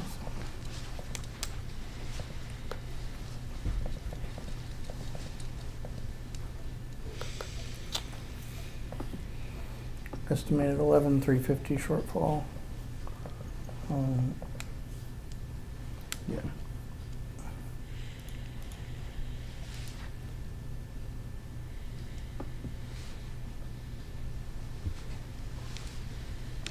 Yeah, the other part was $5,300 for circulating materials. Which is the 20% That's the 20%. overall And that's thing. part of the 11,000. Yeah. Okay. Got it. Thank you. Can I just have the record show that I didn't participate in your discussion of the library, just so there's no possibility of a conflict there? Thank you. We'll make sure it's reflected. Thank you. And the other one that we had already discussed that we were interested in looking at was the police department $10,000. The wages, Yep, part-time wages. part-time wages. I had another question in regards to the police department. There has been some chatter that the academy dues are gonna double. And so is there anything that we know about that, and is it something we should begin to prepare for? All we know is that the governor's budget proposes that the academy, I think it would go up to 6,000. So it would be an increase, but it would be, I think the initial was 3 or just over 3,000, so double that to 6,000 Okay. for tuition. The other equipment and transportation and That'll stuff be that the we same. normally Yeah. provide would be the same. Does chief have that in the budget in case that happens? It's something that would put it would be tight. It would put a bit of a stretch on some of the line items. Okay. Do you- We're not sure that we need to send somebody right now. Okay. So Well, we're supposed to be sending a cadet. we're supposed to be sending a cadet. And But we we have don't know that we some- need to send anybody other than the cadet. We don't, but we know we have some changeover in the fiscal year coming. True. So we don't know what that brings, but the uncertainty brings a possibility. And he usually budgets for 2 academy slots in his budget, is that correct? I was gonna say, he's not budgeted for the potential increase because it wasn't there before. Yeah. Right. That's That's a for new sure. development. Okay. That came in January. Can he absorb it or not? Maybe, but it wasn't budgeted. I guess I'd like to go back to Budget him and ask correction. him that. Does he feel if it did change, can he absorb that change, or is it something we should be looking at? I can ask him that question.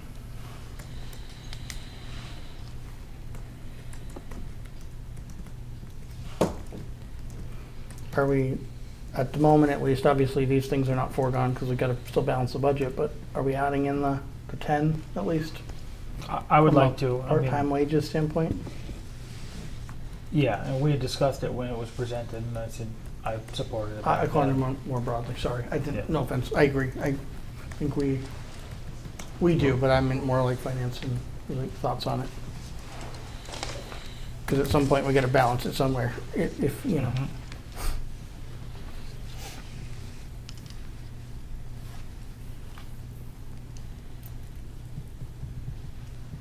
And Dan, you guys, yes, no? I was trying to think back to the 10. Is that the 10 without including part-time on top of that? Or was it, as I recall, there were 2 separate pieces to it, right?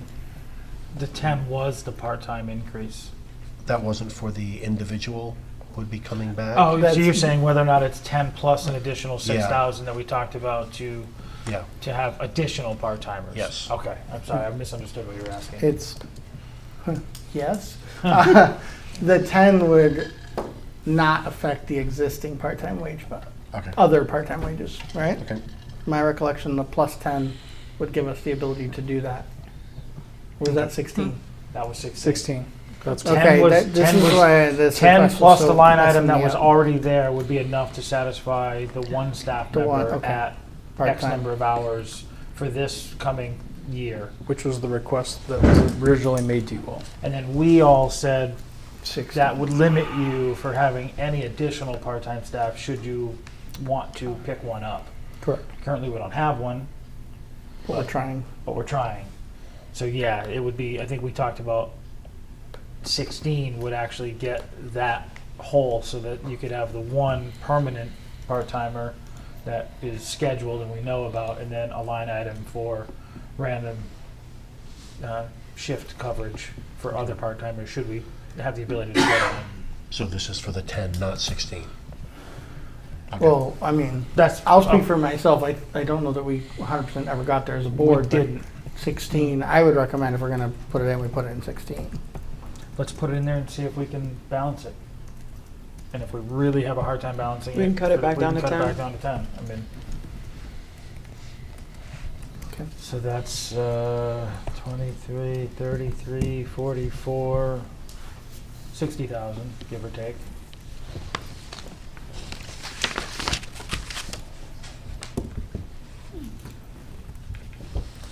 That doesn't include anything for capital RNA, and it doesn't include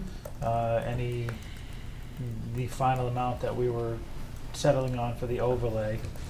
If we, one of the proposals originally, when it was only a $23,000, was to deduct it off of overlay and shift it, but also Sure. not knowing if that would work, knowing that we have those, the decision in the, yeah, you know what I'm saying. I do. So, reducing that may bring its own complications of getting it approved. So not looking at it as a revenue source, you're looking at 60K just to balance it right now. Where would we find that from? Well, Well, we're not even And through we're the not list all in here. it, are we? With all the red items? No. Yeah, let's go through all. So the accounting items. 7 is already in there for part-time. Assessing 28K is 40 weeks of overlap, if I'm reading that right. That's a long time. It's almost a full year. I think it goes through March. EMS, we have that, I'm sorry? I believe it was meant to go through March. Got it. wasn't there a conversation when Jackie was here that only had to go through December? Am I misremembering that? The most recent conversation you all had, I Yes. believe that's what was said. Okay. The initial plan was through March. So we should shave 12 weeks off of that. I don't know that there's anything firm with the assessors in that office yet, but it's somewhere in that range. Can we clarify that with the Board of Assessors? What was the question? When the budget was presented, it was stated that it would only be needed, the overlapping would only be needed through December. And this, what's scheduled right now, according to Brian, is going through March.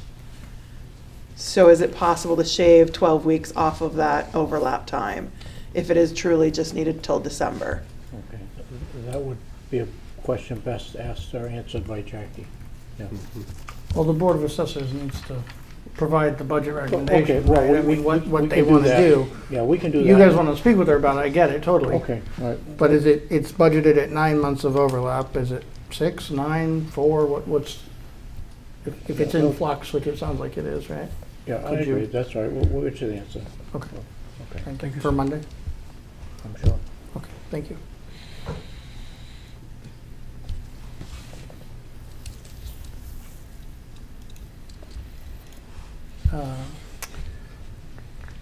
Police fire, EMS reductions in there, schools in there. Wastewater reductions in there and benefits is in there. So benefits, though, are we good with that proposal? I don't think we really talked about that, and it concerns me a bit, given the amount of the increase. I don't have to flip back to that memo, but I believe that increase leaves no cushion whatsoever, which Well- definitely, It just,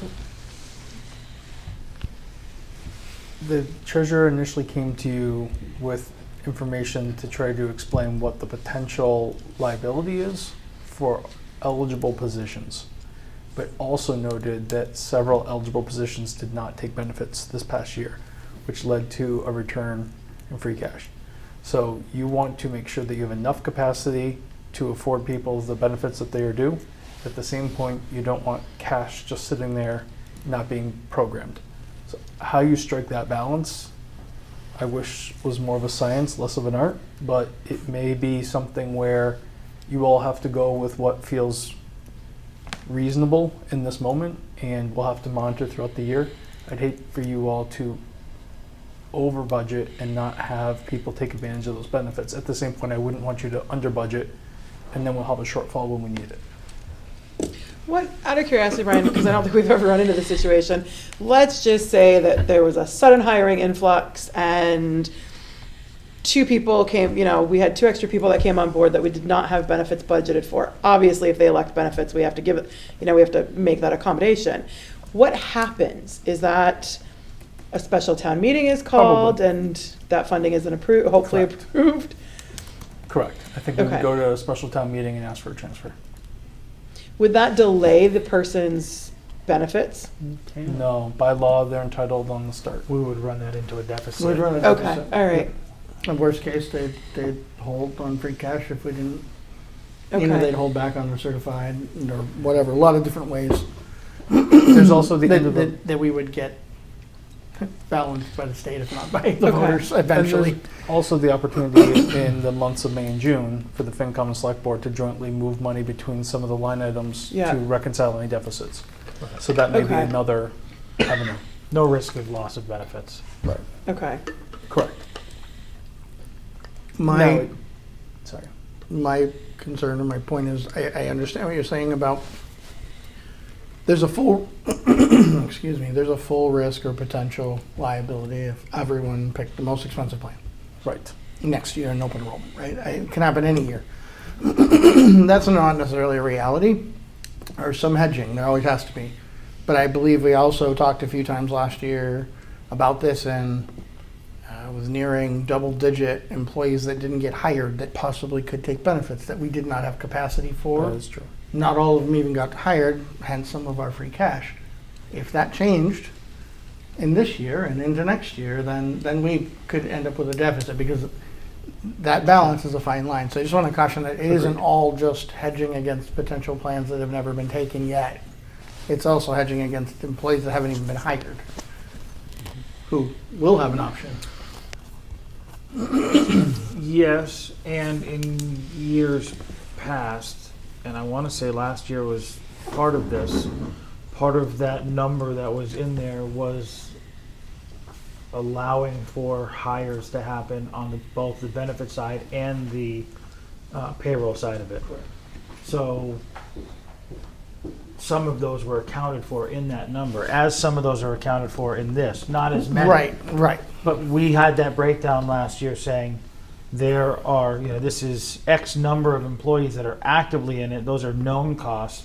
There are X number of positions that could take benefits, and we generally anticipate 80% of those being filled up and 60% of those taking the most expensive one. So there's another number to add to that. And then we like capacity for 3 to 5 additional unforeseen, higher elevated plans to leave capacity for that. So that same thing happened last year. I don't know, without having the treasurer here to say, is that increase of 50,000 allowing for that same formula? Doesn't sound like it. Per her memo, it says, I recommend increasing the health insurance budget by 50,000.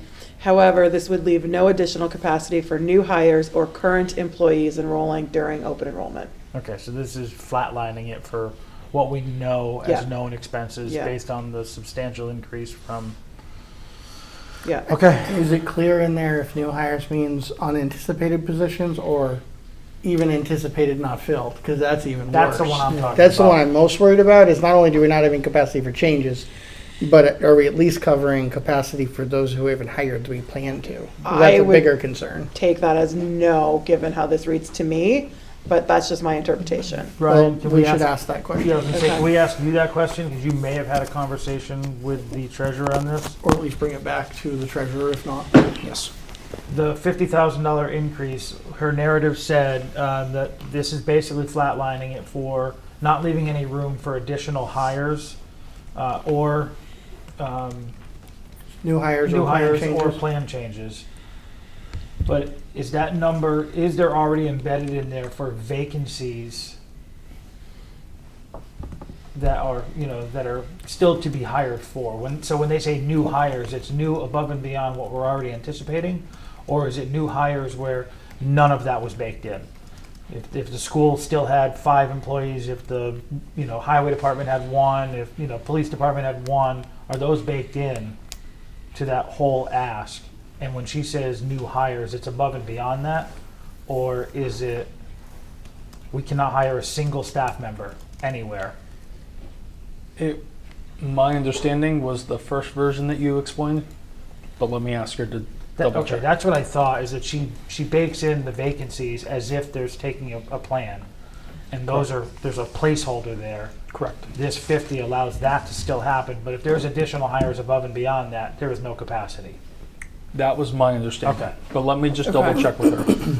The other one got very scary. I agree Well, with you. I just Like, wanna we wouldn't know. even have the capacity to hire the vacancies. That changes everything. You know, that changes the whole landscape of hiring and operating. So, And just to clarify, And if you can, when you ask her that, if you can confirm, especially if she is incorporating all anticipated positions, is she incorporating them at the max plan?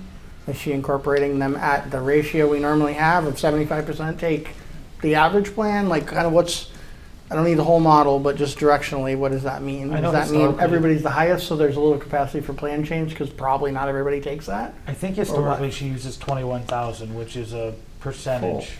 It's not full, is it? It's not full. Is like 26. 21 or is it 31? Well, I thought we were talking about full plans when we talked about the 20-something last year, but maybe not. Yeah, and I think it's a little bit less than that because it allows for a couple of people to not get the full plan Okay. and still have capacity. But she can Let me confirm ask. that. just for additional context, the initial ask that you received in December already reflected a $94,000 increase on health insurance specifically. And then this additional 50,000 that was requested was being proposed for that line item as well. Right. No, we get that. We just want to make sure that the vacancies were part of that total package. The current vacancies were in vacancies, last year's, so to go up the 94, They would still be in there. that's my understanding, but I will verify that with her. Okay. But we had a shortfall last year in if everyone took full that was planned to be hired. We had a potential shortfall. But at full, if everyone took full If at that every point, single yeah. employee took a full, yes. Who had not been hired yet. Yeah. Yeah. So we just need to know better. Okay. What our risk is there. I will follow up on that. Could be So- wrong, but I'm concerned about open enrollment time, because if this is happening to us in the public sector, people who have significant others that what they're getting insurance through somewhere in the private sector, the impact may cause them to shift over. And Yeah, that's a good point. It's a lot of volatility, a lot Yeah. of cost. Well, and the cost increases. Yeah. Is everybody good going another half hour? Yeah, we're close. Hearing no. Just cursed us. Oh, 9:30 no matter what. It's hard. Okay.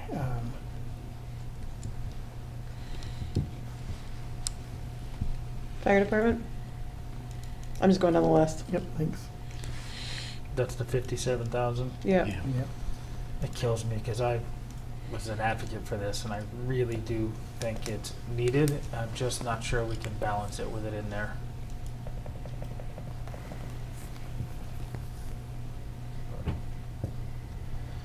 I mean, my initial thing was I had fire department, police department, and library, 78,000. And then we've added a couple other on there, and I just don't know if we can get there. I mean, that puts the deficit at 117,000 if we add that 57. And I'm not saying it's not doable, I just don't know where we would pull that 117 from if we were to do that route. I guess, and I'll be totally honest, I don't know if this is a finance committee issue or if this is more from the Board of Selectmen's standpoint on this one. I am all for public safety, but I do have some concerns with this particular request. I feel like when the residents were given this idea of a full-time fire department is what was told to us then and what I'm seeing happen now are not necessarily the same things. And so to be adding another firefighter and maybe not having what we were originally told matching what is happening in the community, it just has me a little bit concerned. Yes, I'll speak to that I've spoken before, and I agree. I fully support public safety in any way that we can. The way that I recall it being presented to the town originally was that because there was an increase in I'm sorry, Dan. No, sorry, I'm just listening. Because there was an increase in medical calls during the day when volunteers weren't available, we were going to staff both stations, which is the part that I don't see being fully materialized. Now, I believe I made the recommendation a year ago that this move would be somewhat more palatable, at least for me, if being able to staff 2 and 2 and having that coverage on both sides of town to shorten the response time with a cardiac or other medical event, extremely time sensitive, it would be more palatable for me. The other component that is in play is, my understanding, is standards have changed since that time of inception and now, with firefighting standards and OSHA combining with, and the 2 in, 2 out. And putting on my budget strict hat, I was like, okay, well, how many fires have we really had that, and I can't speak to firefighting, I'm not one, I don't want to be one. They scare me.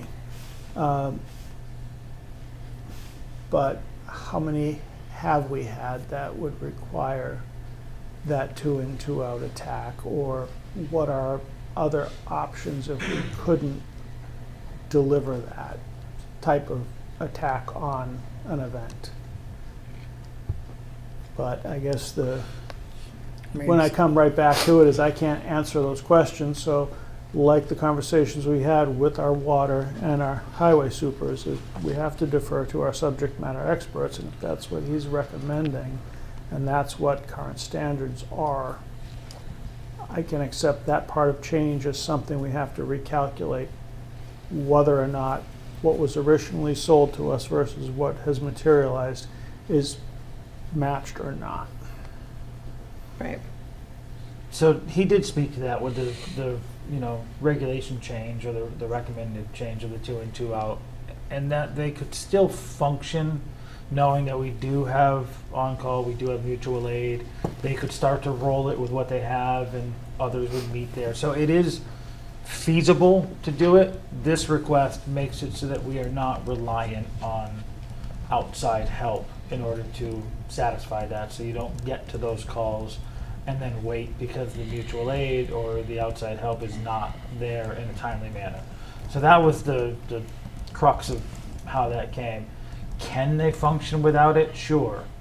Right. They could But do do- defensive operations They from can do outside, different. They for can sure, do but- different things before they enter the home. Right. Yes. And how many? I guess the statistics don't support the program in general, I think, was the discussions back when we first did it. Because if you're trying to do it based on a number of calls, and does that make sense? It becomes more of what's the level of service that you want to offer on that first response. And Yeah. whether it's once every 10 years or once every more frequent, we'll just say, is that the level that we want to give? Because you never, I don't think the statistics argument isn't going to get it there or justify it. I just don't think it doesn't work that way, because you never know. Is this mandated? Sorry? Is this mandated? The 2 in, 2 out? Yeah, Yes. for the size of the town that we have. Doesn't matter. It's fire safety.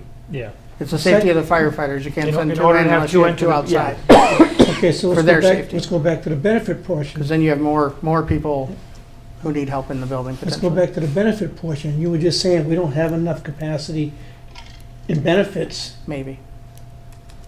so we're gonna add a new employee. So, Oh, I'm not saying it's financially able to even be obtained. I said originally I was an advocate for it, and I'm not sure we can sustain it even now with the 57. So I know you're Well, but the 57 doesn't include benefits. correct. That's what To I'm your saying. point, That's what I'm right? saying. What you're Yeah, yeah. yeah. I agree with you. I mean, I'm not saying that we have the capacity for it. It's probably 80 for, Right, yeah. 3 months ago, I before we had all the numbers, I was in favor. Last year when it was proposed, I was in favor of it. Both times it becomes can we actually make this the priority? This is the tough part of the budget, cycle when you turn around and say, now something has to go, something has to stay. Which one is it? We get the triage, And this is only a day shift thing. This has nothing to do with nights. This is a Monday through Friday, 7 to 3. Right? my understanding it was an additional day, yeah. Because then they'd have up to 4 or cover time off. Where they'd only have 2 right now, potentially.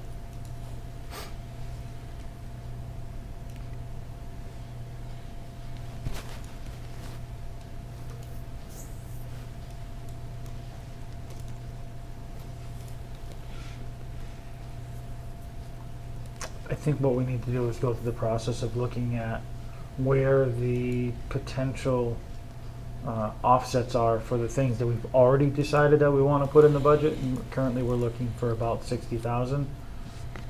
Based on what we just discussed tonight, we're already short 23. Plus, we added the 10 for the PD, or actually, no, it's more than that. 'Cause it's 16, so it's 16 like for the PD. 27 It's something. like 27,000. You're 50. Yeah, about 50,000 is what we're short right now. I'd say we look at what are our potentials for bridging that gap, and if those potentials also lead us to the potential for additional gap, that we could look at this one and say, oh, we actually could find it somewhere. But we haven't even gone to see if we can find the potential 60 yet, or 50. So for next week, you want me to make those 2 changes and come PD forward with library. the library and the police and come up with a strategy to close that gap, plus the 23 that we already had a gap on. Oh, I was asking us No, to I make, think we to do need that to, tonight. we need to provide I don't a think we're strategy. asking I'm not you to asking you to do all that legwork. I was asking my fellow board members to start looking at the budget now and say, we have to find that funding Okay. strategy. I think in terms of like the other phase for adjustments, to adjust those, because at least tentatively we said we want to adjust them in, yes. But balancing it, I think we need to find that and give a recommendation and decide on something. I've got So I think add it in. 22,000. You've got what? I've got $22,000 Okay. and change. One second, if you don't mind, before we go to that, the water one, it's still something we need to decide on. The 13. The 13, like, that's water rate funded. We're not gonna lower the rate. We're just talking about how we don't necessarily even have capital, like, we don't have a method to fund capital in the enterprise funds. As a water commissioner, I mean, my recommendation would be we should, at the bare minimum level fund it. And incorporate that 13 back in to the operational. If we don't budget. have the mechanism to actually do what is being proposed, then yeah, I think it should stay in there. At least that's a few dollars, it's a level cost Right. year over year, and it's a few dollars that then becomes retained earnings towards capital in the future, if nothing else. Yeah. It doesn't change the delta that we're looking at now. Doesn't change the delta in the rest of the budget, doesn't require a change in user fees. We might still make one, doesn't require a change in user fees, Right. right? To fund accordingly. So I'd say leave it. Leave it Okay, in so there. Build add the it back. article, add Build it that at level funded. And that additional would drop to retained earnings. in. Thank you. Unless we want to direct it to capital, but we can determine that later. Let's just stick with just raising it right now, or setting it. So I already altered the article in the warrant to say that there was a line item to be transferred to capital stabilization. Okay. So I was going to put it on that line. So The 13. Good with it? At least for your next review. Okay. Sounds good. Next and final review. Pretty close to that. We or get to the better be. 31st. Don't give us more time. It won't Yeah, don't help. give us more Yeah, time. please no. Don't Deadline's the take that 24th. It'll back. make it Yeah. worse. Take that back. What else are we missing in there? Anything? I think we covered all of them. All those bullet points were, All the bullets. yeah, Yeah. were Yep. all discussed. Okay. Any others that anyone saw that we missed? Could you recall? No. I'll flip through mine and see if I don't think there was any either. My list. Then we have the ATM draft.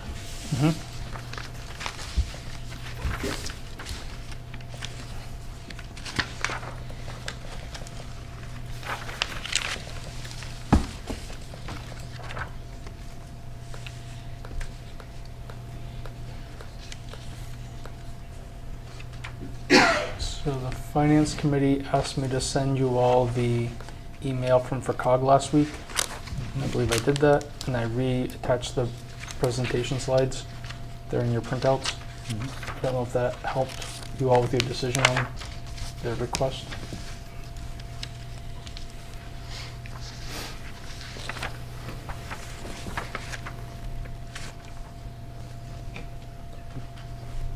Financially, I didn't have a question with it. Seemed like the funding weighted percentages were not changed a lot. There was a lot of, it was the first time 25 years ago, and all that wording's gone out of there. And there are two things that are changing, which I don't quite understand why it would change. There has to be someone from a financial person in the town, or select board, their appointee or whatever, not just any resident, which is, to me, I don't know why they would do that, but there are a few changes, but they had nothing to do with financial that I could see. I mean, nothing objectionable financial in here that would be detrimental to us that I could see. I mean, you're more familiar perhaps from attending, but I haven't been at these recent meetings. Scott's been going to most of them. Yeah, I've been at all of the ones. I was at this one where it was discussed and voted on. It was a lengthy discussion. I cannot recall every nuanced piece of it. But throughout the discussion, I think it was voted, it was not unanimous. I think there was one vote to not approve it. But I think it was, by and large, an overwhelming majority said yes, this change is warranted, and they were amenable to the language that was in there. I mean, and again, my opinion on a variety of things doesn't really matter here. It's financially, I didn't see anything in there that would be detrimental to the town of Erving. In general, when you can, I'm usually in favor of letting more people be participatory as they can. On the other hand, you've got 26 towns, it's sometimes like herding kittens to get everybody to agree to everything. And having someone on those, the FRCOG committee, executive committee, or the whole full planning committee, as they're going to call it, who is somewhat familiar with town affairs, is very helpful. I mean, when you have someone who walks in because, I don't know, they're mad because somebody ran over their dog or something, and they aren't going to be on that committee, and they don't know anything about anything, it's very difficult to get business done. So in this case, I can be convinced that it should be someone appointed from town, administrator, or designee, or financial team, who has a clue. Not just a clue, has a real good idea what's going on.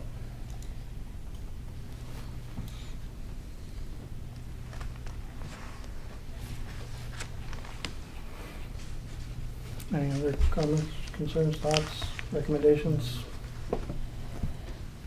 I have nothing that jumps out at me that would cause me to go against this. To me, if the language is 25 years old, it needs to be looked at to make sure it matches what's happening present day.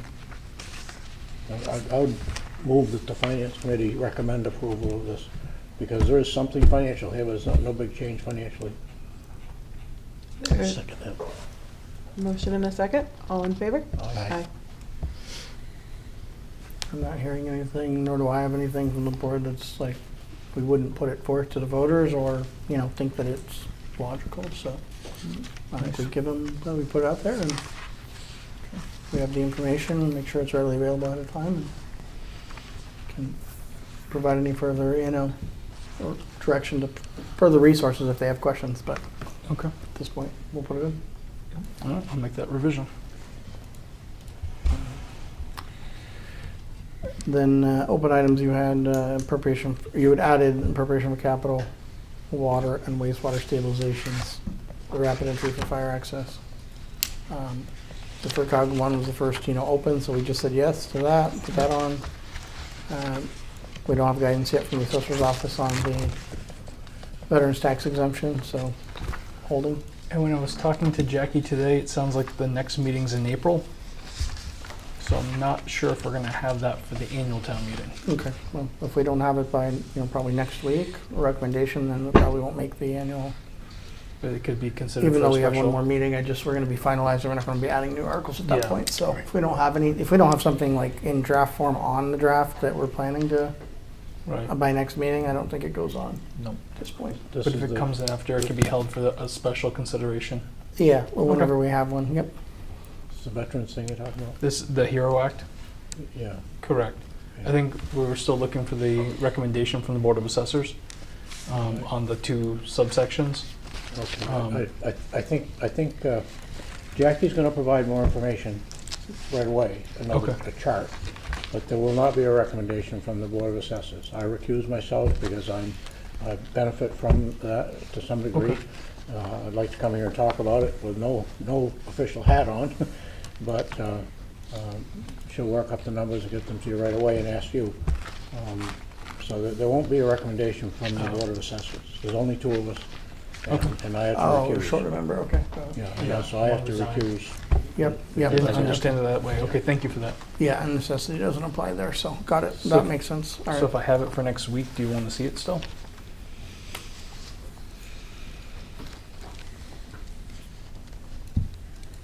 Are we ready to try to review that ourselves and based on the data, make a decision without recommendation from the assessors in 1 week? I'm sure you can get an explanation, but wouldn't be a voted on recommendation. No, I understand. I respect that. It's just not that, it's just, Yeah. we're running out of time. We haven't even looked at draft language yet, and not that I'm against it. I'm feeling I'd probably be for it, but we're also stuffing more and more in last minute here. So, I guess if it's provided to you, there's nothing wrong with putting it in the packet. If we decide to put it in next Monday, so be it. If we say, you know what, there's more here, we want a little longer to digest it and decide, then we'll put it on the doc, we'll keep doing that and put it on the docket for a special. Okay. Yeah, I was That's what gonna we'll say, do There's no harm in whatever information is readily available by Thursday, we'll put in the packet, but beyond that. Okay. just want to reiterate something you just said. Ideally, I'm in favor of this, getting it on there. It's getting the questions answered about the logistics and the legalities and the language piece of what we would be putting on and enacting. So if we need more time, there's always, I don't know of a year we haven't done end of year. There's probably one. There's Here probably and there, there's one, but typically there's an end of fiscal year special anyways. So if we were unable to make it in the next 7 days to get language, on a draft, I would push that it gets moved to the first available special. Got it. I think that's in all the cases. If we don't have stuff by Wednesday, Thursday, midday at the latest, it's not going to be on for Monday, and it's not going to be in this ATM because we're running out of time. We've got a lot of moving parts still, so Agreed. it's not Saturday. We'll drop it in Monday morning kind of stuff because it's just too much. Okay. It's too much to digest here. So same with historical. I'm just that's a blanket statement. Same with historical, splitting it, changing language, adoption, museum committee. If we don't have anything by Thursday, it's not going on. Not for the annual. Unless anybody has any different opinion. But it's going back to this HERO Act issue, and talking with Jackie or getting comments, input without official recommendation. Is there a way at finding out at least roughly what the impact financially would be? Like in terms of Yeah. abatements, what we're looking at? My Because- understanding is that there's a model that's already drafted. I don't know if it's the final model, but there was already one drafted. Yeah, I'll discuss it in abstracts, so I won't make any recommendations, but the chart will give something like, the select board has a decision on one thing, you just decide it, the other thing, you decide each year how much it's gonna be. And you can decide between 5% and 100% of what it is, roughly percentages. And she'll have those numbers of what is it if you do 5%, what is it if you do 100%. And her concern was, in the past, she was asked to do something, and And it's like, then they wanted every percentage you could possibly imagine. And it's, you know, just you know, a bit much of the details. It's like, you know, if you recommend it at all, here's what it is if you give 5% of what you could give. Here's what it is if you give 100% of what you could give, and decide what you want to do, or not. She can give you those numbers, I think. I think I'll echo Scott's comments, which we frequently do, but and all in favor of supporting our veterans. But we're already looking at trying to find creative ways to close gaps, and if this is going to widen that gap, we need to add that to the mix in mind. So it's the only reason I'm asking, but not opposed to it at all. I'm strongly in favor of it, but the question is how much and how. And where it comes from? Is it overlay? Is it shift? overlay. Is it just I was shift? gonna It's say overlay? it's Okay. overlay, That's what I yeah. thought. It's overlay, okay. Because it's an abatement. Correct. Okay. Well, there's some that shift, but most of them are abatements. Most of them are abatements, yeah. Any other questions or comments on the draft ATM? We're at 25 now at least, based on tonight articles.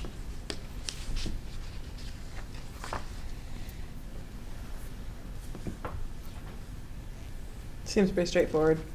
Okay. Same old, I hate to say, Yeah, but. no, that's fine. That's fine. We got a That's couple why we do prior a template. year. Makes Is it it- easier. Yeah, I know you haven't settled on final numbers, and I was holding off on putting numbers in, but are we, even if we made a few more adjustments, it's not going to be drastically different. I'm not getting the sense it's going to be drastically different. Are you okay if I start filling in the articles with dollar amounts, and I would prefer that you do. so it's less Yeah, like a so- blank shell? Okay. Yeah. I Okay. mean, unless it makes it harder for you later, yeah, go for it. Yeah. You're the ones Well, who are my changing them, only so. comment I mean, we're looking at adjusting 3 line items Exactly. that we already talked about, and then Sure. adjusting the additionals of how to get that money into those 3 line items. So it's not a ton. No. Yep. What I'll do is what I put in there will reflect those changes you asked me to make tonight. Which will increase the, It will increase that change, and The then deficit. whatever you discuss next week at your joint meeting, I'll just make the resulting changes after that. Okay? All right. You had 22. I was just gonna say, let's I not heard, forget about show the me the 22. Let's not forget about the Oh, that's proposed right. 22. I would propose we go back to the elementary school. They have a budget increase of I think it's 0.06%. It's $22,351. With what has annually been returned at the end of the year from the school, I would really question if this is an amount that they could absorb into their budget. And then the other thing I just want to throw out there is last year we asked all of our department heads to come up with ways to potentially look at generating income. And I feel like that they did that work for us.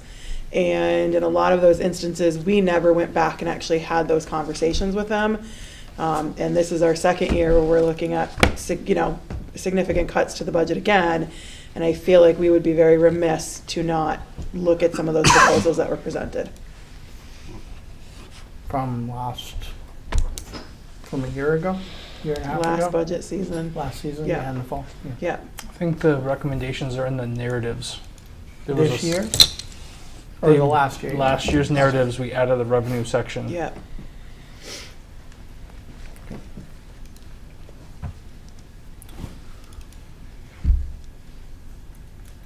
I'm just scrolling back to find that, the How much school you budget, said the because school budget would increase? It was 22,351.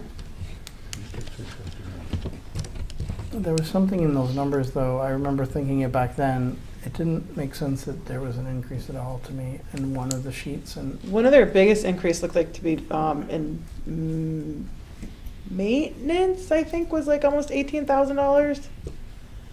I had it open and I closed it. it was 19,000 basically in plant operations maintenance. Yeah. Because they had like plus 143 in instruction, minus 141 in programs and other schools that kind of offset each other. Yeah. So it was really primarily from a year over year that was in there.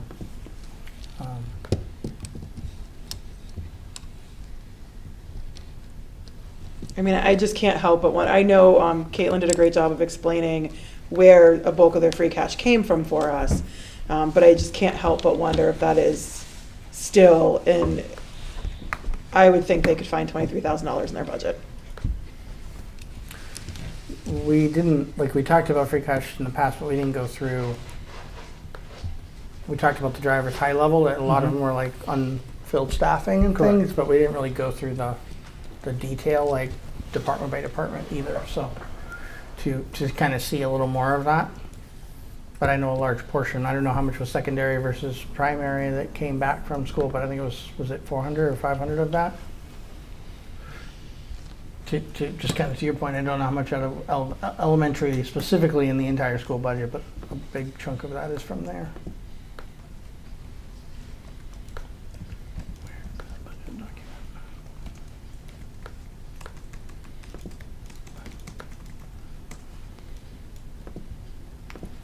Well, I'm trying to find that. Was there another place that someone mentioned or no? I didn't know if I heard another one. Might have not. No, I was gonna say, in the interest of time, maybe our task between now and the 31st. Come back with recommendations? Come back with Yeah. recommendations. Yeah. Yeah, On how for sure. to fill that gap. Brian, is that something you can put together for us, like a better breakdown of where free cash came from Yes. across all departments? So I know Debbie sent you the financial version. Yes. It's in our financial reports. And then we've been working with the auditors and having to explain with those different pieces. So yes, we can do that. Yeah, you said you've already have it, right? So Yeah. you just need to get it out to us? That's it. Okay.